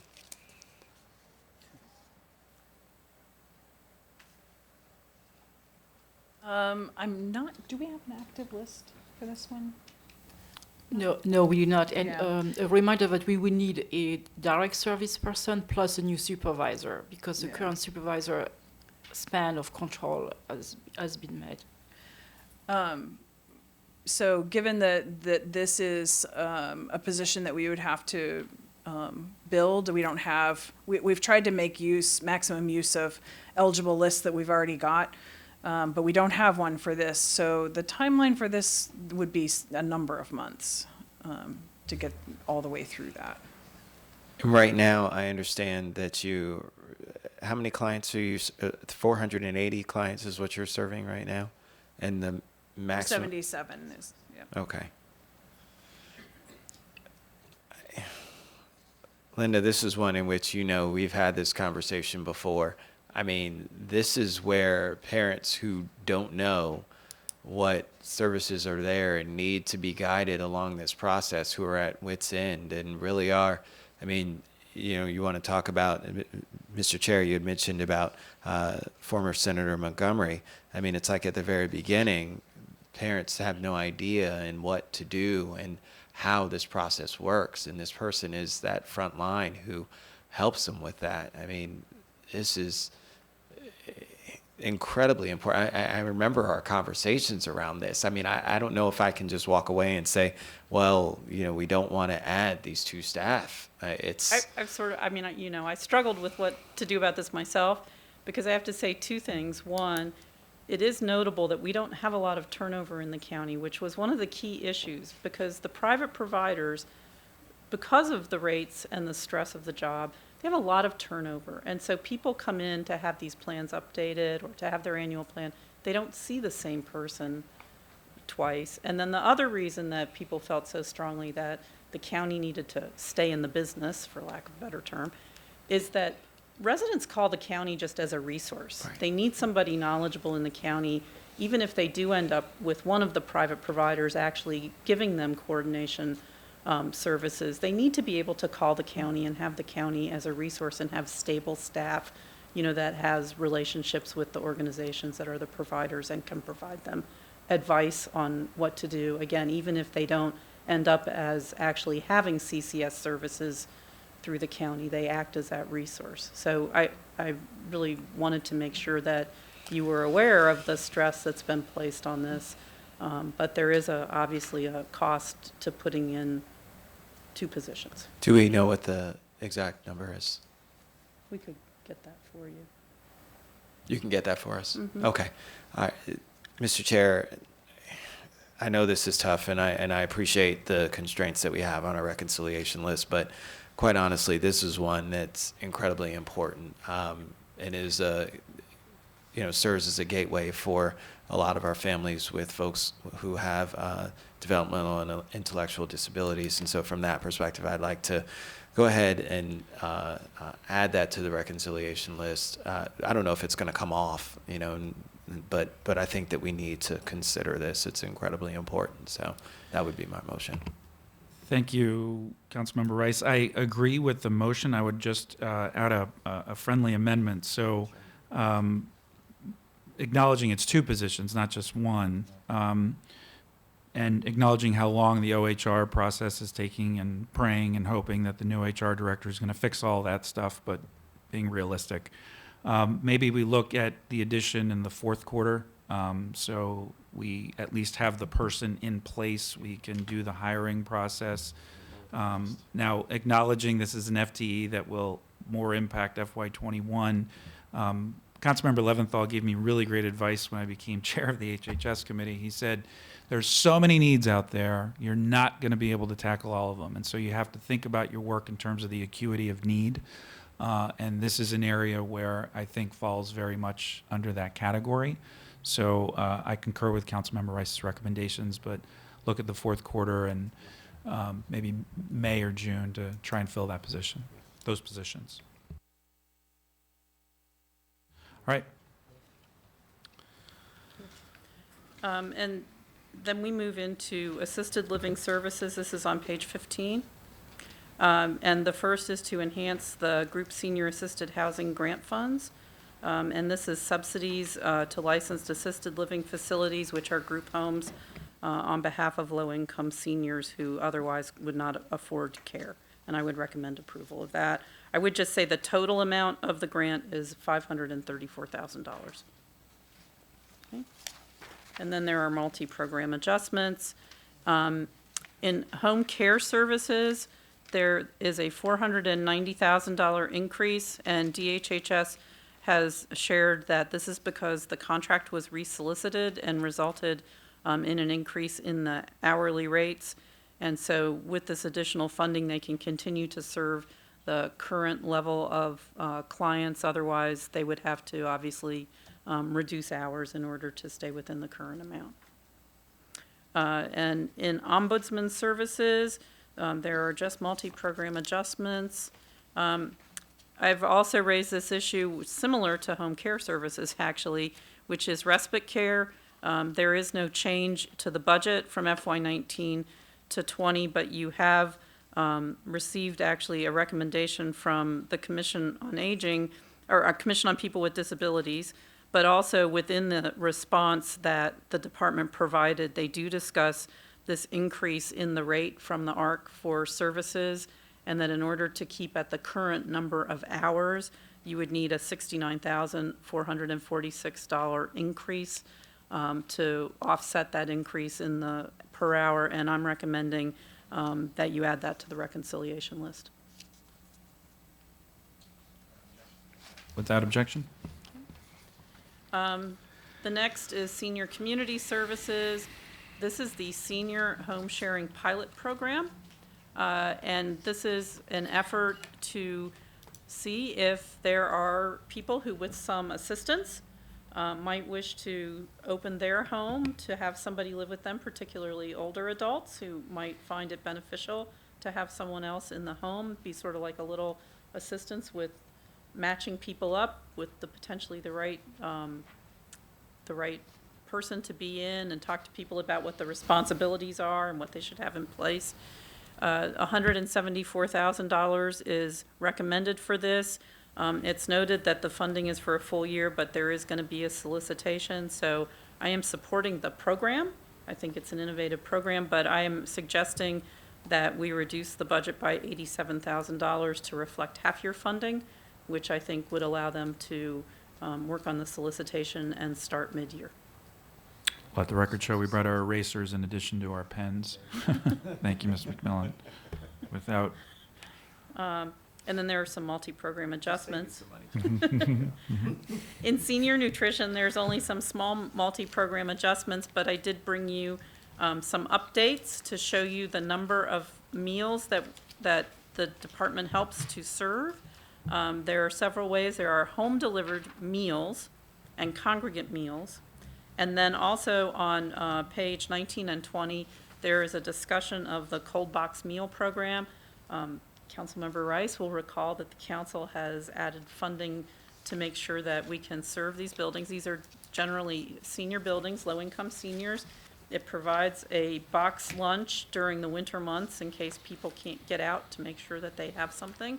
The department has provided a list of the buildings that will be served, and there are a couple of, and it's up to the building, so I will just say that, so that when you see something like Victory Court not being served in the 2018-19 program, that is by their choice. They're offered the program, but sometimes the buildings determine there aren't enough people interested for them to have to, manage around getting the program administered. But it is a very, very helpful program to those buildings that wish to have it.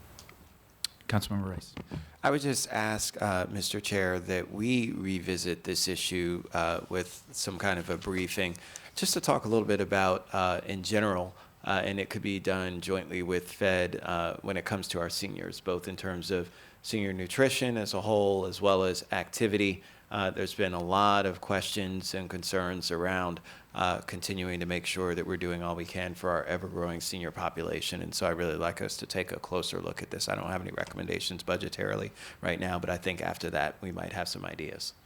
I agree, and in fact, I talked to our council president about it. I would suspect all of our colleagues have a similar interest, so this may be a good opportunity for a full council session. Concludes Aging and Disability Services.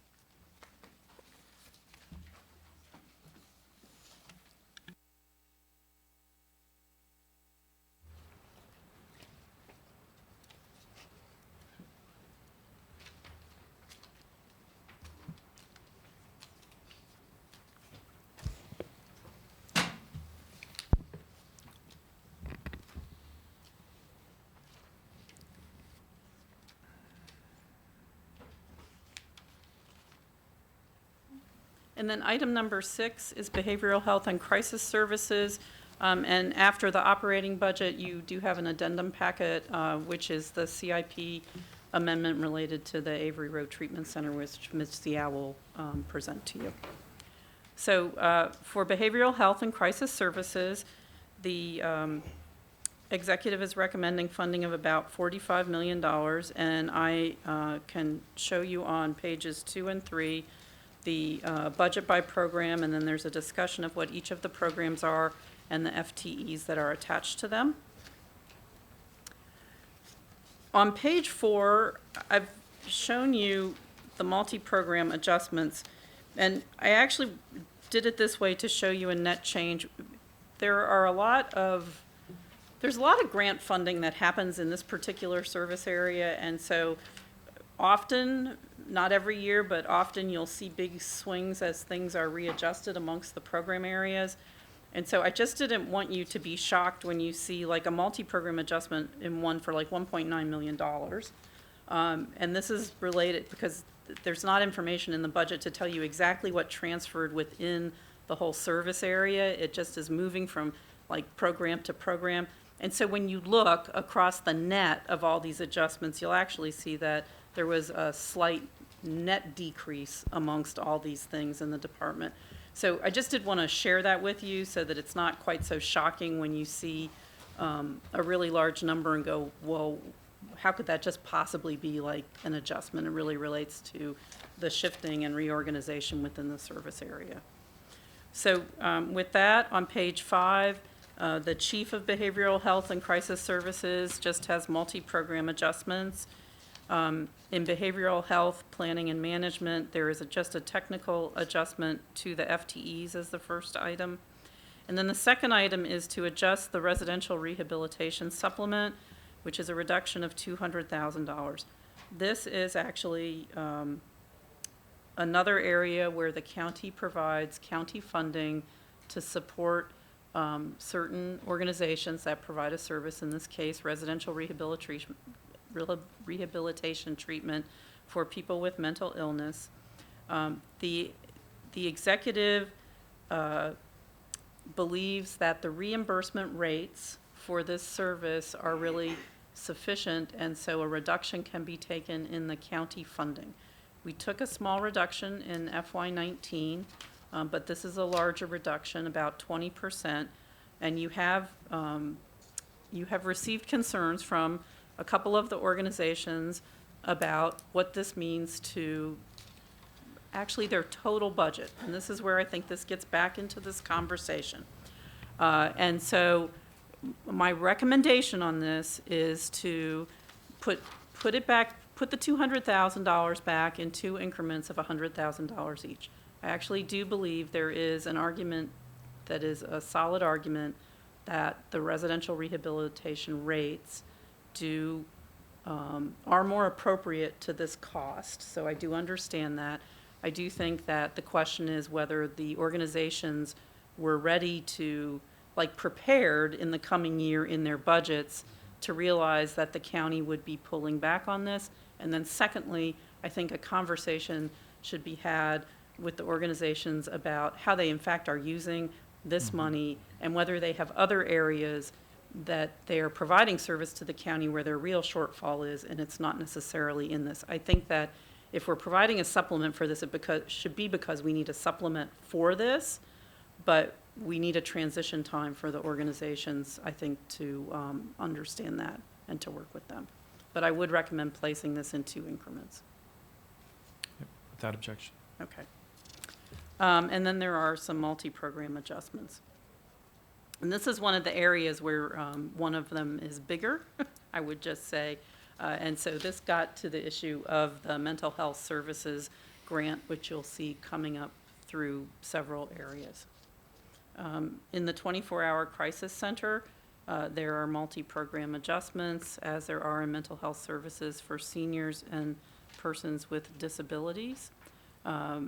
The department has said that they've shifted costs to the general fund and reallocated operating expenses to contracts within this grant, and that there's been an effort made to reallocate the budget to programs where the funds are actually spent.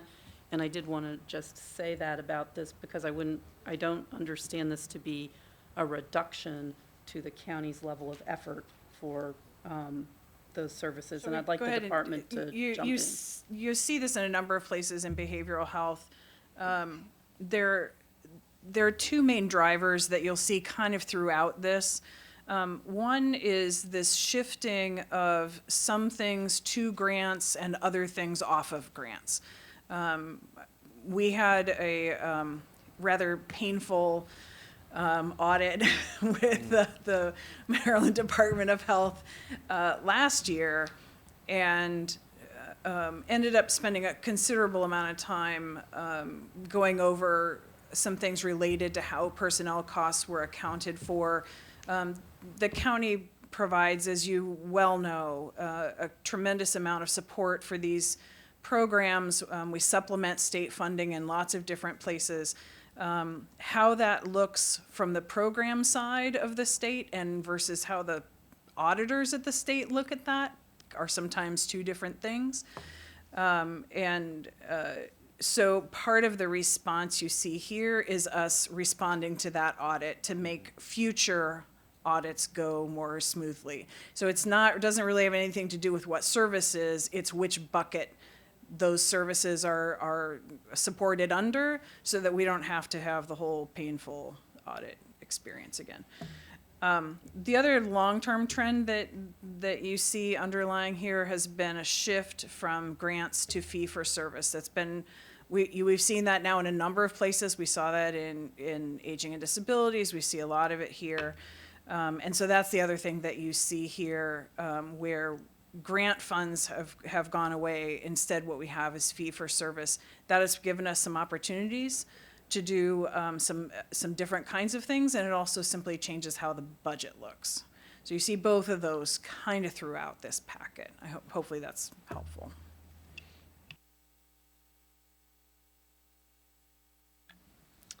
The next area is forensic services for adults, which just has multi-program adjustments, and then outpatient behavioral health, which also does. But I did want you to hear from Dr. Kroll.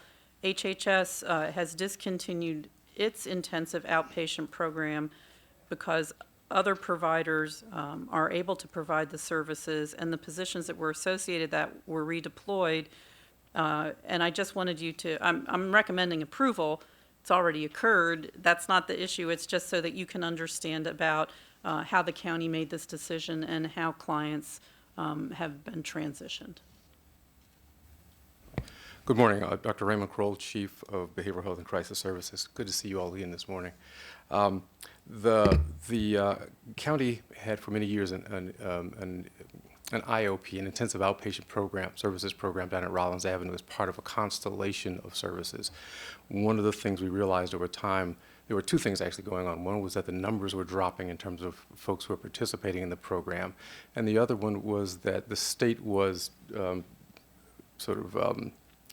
making some early comments about how we were funding using county funds and using state funds to fund that program.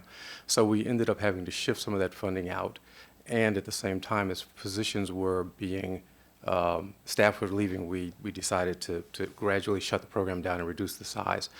we looked around the county and realized that we had a number of other providers in the county that were providing the same level of service that could serve all but a few of our clients. So we negotiated with them and talked with them about picking up referrals and adding to their referral base, which they agreed to do. Our sense of this is that from time to time there have been some wait lists for intensive outpatient, but generally speaking, when people are showing up looking for that level of service, it's available to them. So we gradually reduced our staff. We stopped accepting referrals and refer clients to other providers. We also had a small group of clients that were Vivitrol, on treatment for Vivitrol, on treatment for alcohol and substance abuse, using a Vivitrol protocol that was being run in the IOP. We transferred that service over to our medication-assisted treatment program in the same facility. So there were a small number of clients that just shifted over and continued to be seen and served by us. So we think that while on occasion wait lists rise and fall, the community has the capacity for the most part to manage this service.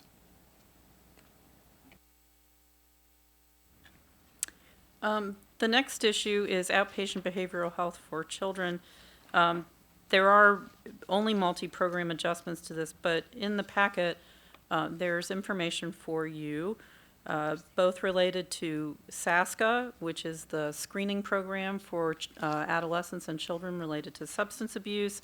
There is also the school referral report, which shows referrals to behavioral health and crisis services. At your joint meeting, when you discussed the adult mental health court, the joint committee asked to come back in the fall and have a discussion around what services and processes are in place for juveniles, whether there's a model for something like a juvenile mental health court, what juvenile services does in terms of referring people. SASCA is open to a variety of folks who interact with juveniles. So it can be the Department of Juvenile Services, it's the police department, it can be schools, it can be family members, it can be a wide range of people, but it is a central screening site. And then in terms of the school referral report, which the committee likes to look at every year, I would just say that some of the notes are that the total referrals have increased substantially. The percentage of referrals from each school level hasn't really changed dramatically. And the number one reason for referral is a suicidal threat, followed by self-injurious behavior. And these have grown from FY16 to FY18. In most cases, students are determined not to be a risk to self or others, but obviously you play this against what you see as some of the initial calls related to self-injurious behavior and suicidal behavior. And inpatient hospitalization as the disposition has increased from 59 in FY16 to 117 in FY18.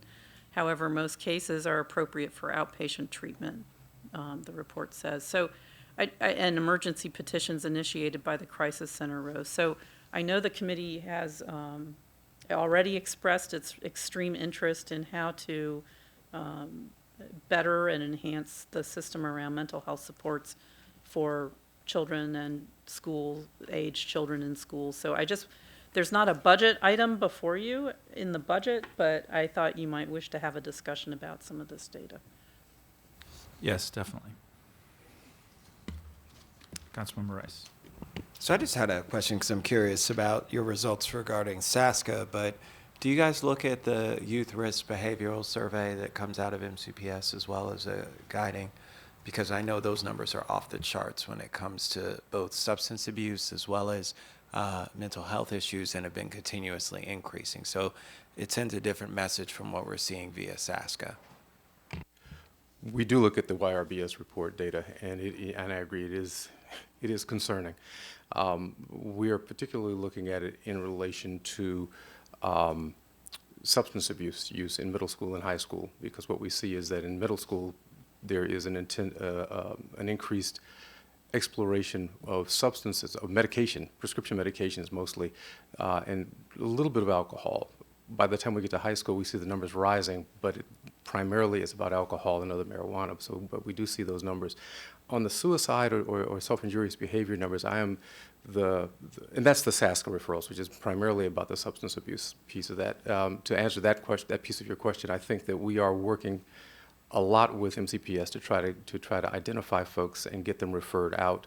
Oftentimes, more of what we're seeing in the school system is self-injurious behavior, and the crisis center is where we're sending folks. And those numbers, as Ms. McMillan points out, are jumping up annually every year. They've jumped up by about 20 to 30% for the last several years. We are on track, I think, to exceed 2,000 referrals this year to the crisis center. The numbers of children that we end up sending to the hospital have gone up this last year as well.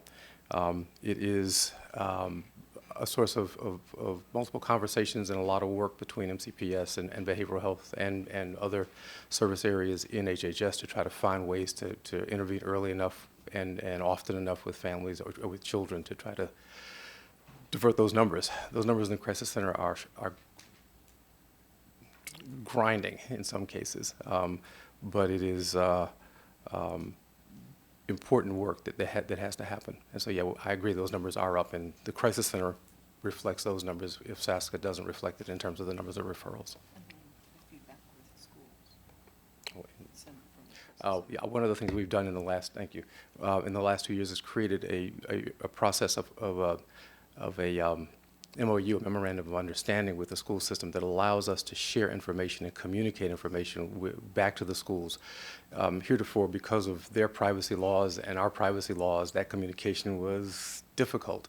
We're now in the final stages of being able to see someone at crisis or at SASCA and be able to assess them and screen them and take some action and then report back to the school for follow-up so that they can know where the child stands and what their next action should be. Does that same relationship exist with independent schools? It does not to the same level. Private schools are a different kettle, and each one is an individual, have their own individual rules.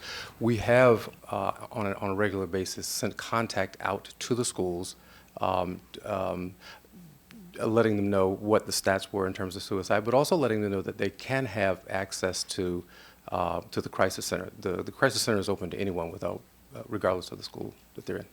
And there are obviously, it's not just MCPS that refers to the crisis center. There are private schools that do as well. In terms of that data sharing and having a smooth feedback path so that the referring school system has that information that they can act on, those would be independent agreements that we would have to execute with each of those schools. Obviously, MCPS is the bulk of the referrals that we have, and we have a whole variety of reasons to do data sharing with the schools, so that's obviously where we've started. But especially if we have places where there are a lot of referrals, that could be something that we look at. I was going somewhere with that, and if I think of it, I'll say it. Well, while you're figuring that out, I would say that when private schools, when we do get referrals to the crisis center from private schools, what we will do with them is work with them on an individual basis. Because parents come with us, we can often get releases of information that allow us to talk back to the schools directly about what our recommendations are. The formal agreement is is much more needed when we have the volume that we see from MCPS. And the other, I remember what it was. Right now, the feedback path, both for MCPS and for private schools, is through the parents. Mm-hmm. So as a parent, you walk out with, an after visit summary, and a return to school sheet. The experience of the schools is that that's not necessarily a reliable feedback path. So that feedback path still exists for any school. But again, because MCPS is so large, we get a lot of referrals. We want to make sure that we've got as solid a feedback path as possible. So we've already done a lot of work on that, and we're like that far away from rolling that out. And just a last comment back to SASCA, one of the things that we are seeing, not so much showing up in the YRBS data at this point, but showing up in our conversations with the schools, are the high number of vaping incidents that we are seeing across the school, and the use of vaping by our school-age population.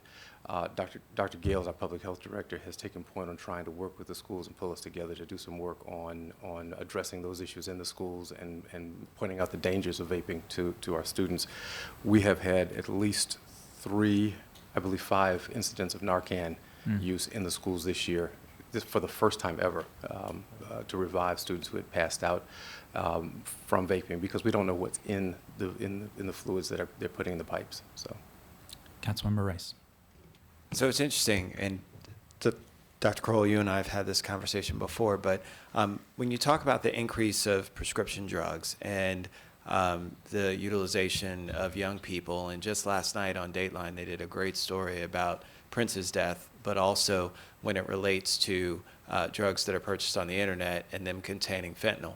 And that's become a really big issue because we know that our adolescents aren't typically getting them, some of them, and now our parents are being more responsible and doing the drug dispensaries and taking them back like they're supposed to be, so they're not sitting there, so they go to the internet. And when they go to the internet and are easily purchased online, even though it may be stamped with a certain thing, it's not that, in fact, and it's some generic aspirin cut with fentanyl.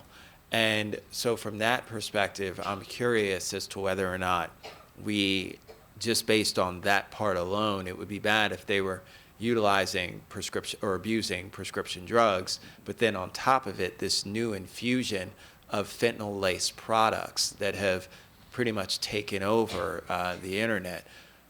Are we looking at that, and are we seeing that? Obviously, if a person has to have Narcan administered to them, it's something else beyond just the vaping, nicotine that's in those products. So are we looking at that as well from the prescription drug piece also, and the counterfeit prescription drugs we're seeing?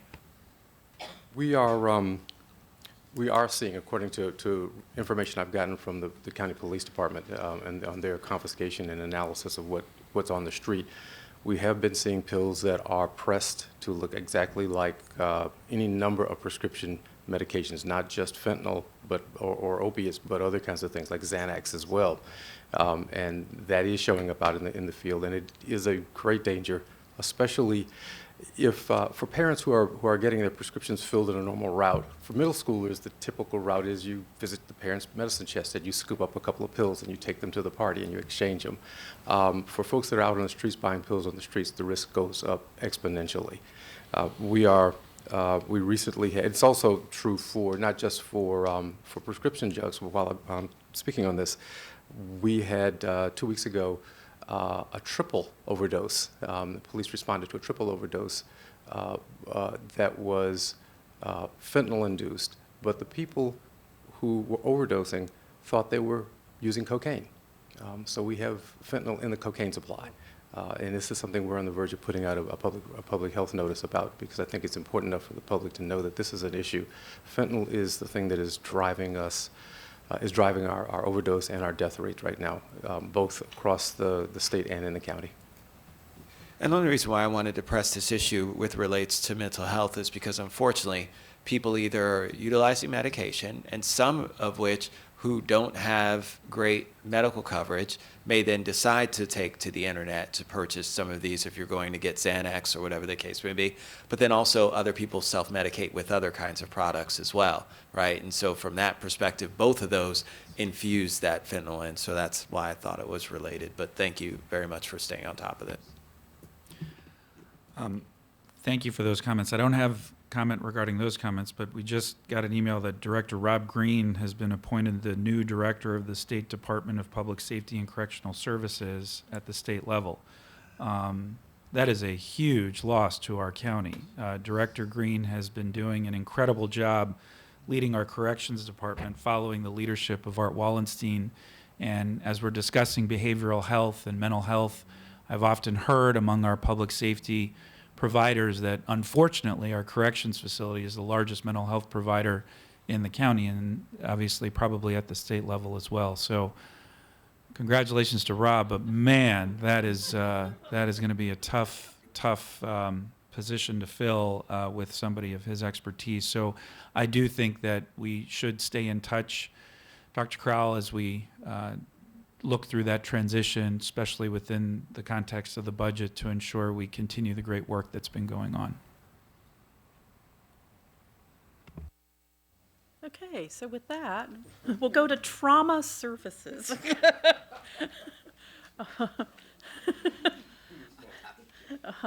The item here is that there is a increase in the allocation of some grant funds that are coming in, and so the packet describes for you where the department expects those to be used.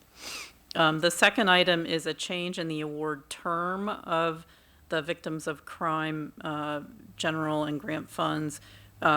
This is actually just a function of, it goes from budget to budget. They've changed the term of when it's coming, so it's not really a reduction. It's moving from like a 2-year to a 1-year, but it shows as a reduction, and the multi-program adjustments.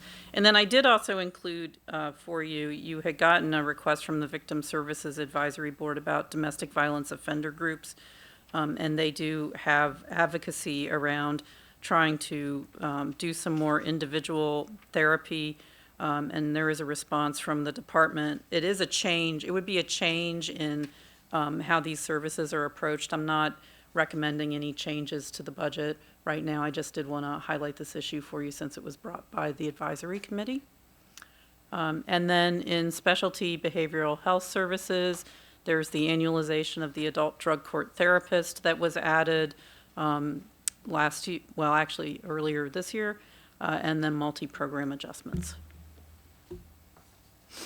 And that would conclude the operating portion.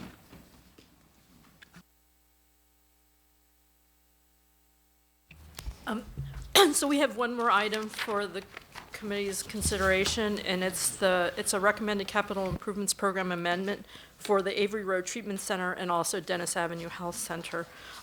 Avery Road project provides for the planning, design, and construction of a replacement facility for the existing Avery Road Treatment Center. The new facility will be a 64-bed residential treatment facility providing medical detox and immediate care levels of care. The executive is recommending an increased project cost of $1.5 million to reflect project bids from construction general contractors. The county increased its contribution pursuant to the turnkey agreement with the developer. The nonprofit developer's cost share is also going to increase.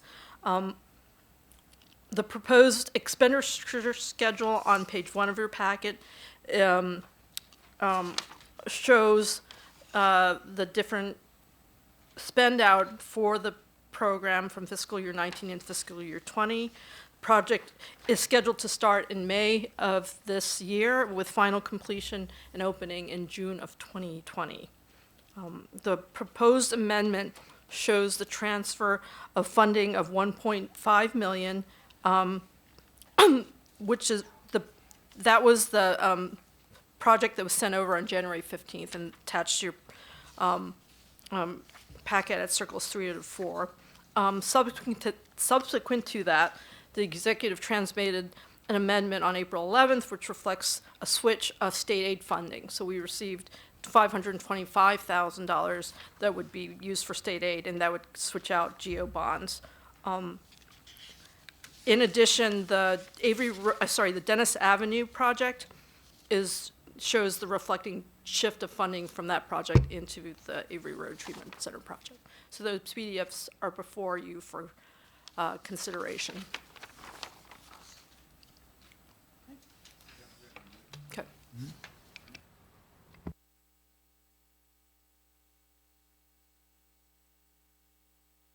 Thank you, everybody. This work session's adjourned.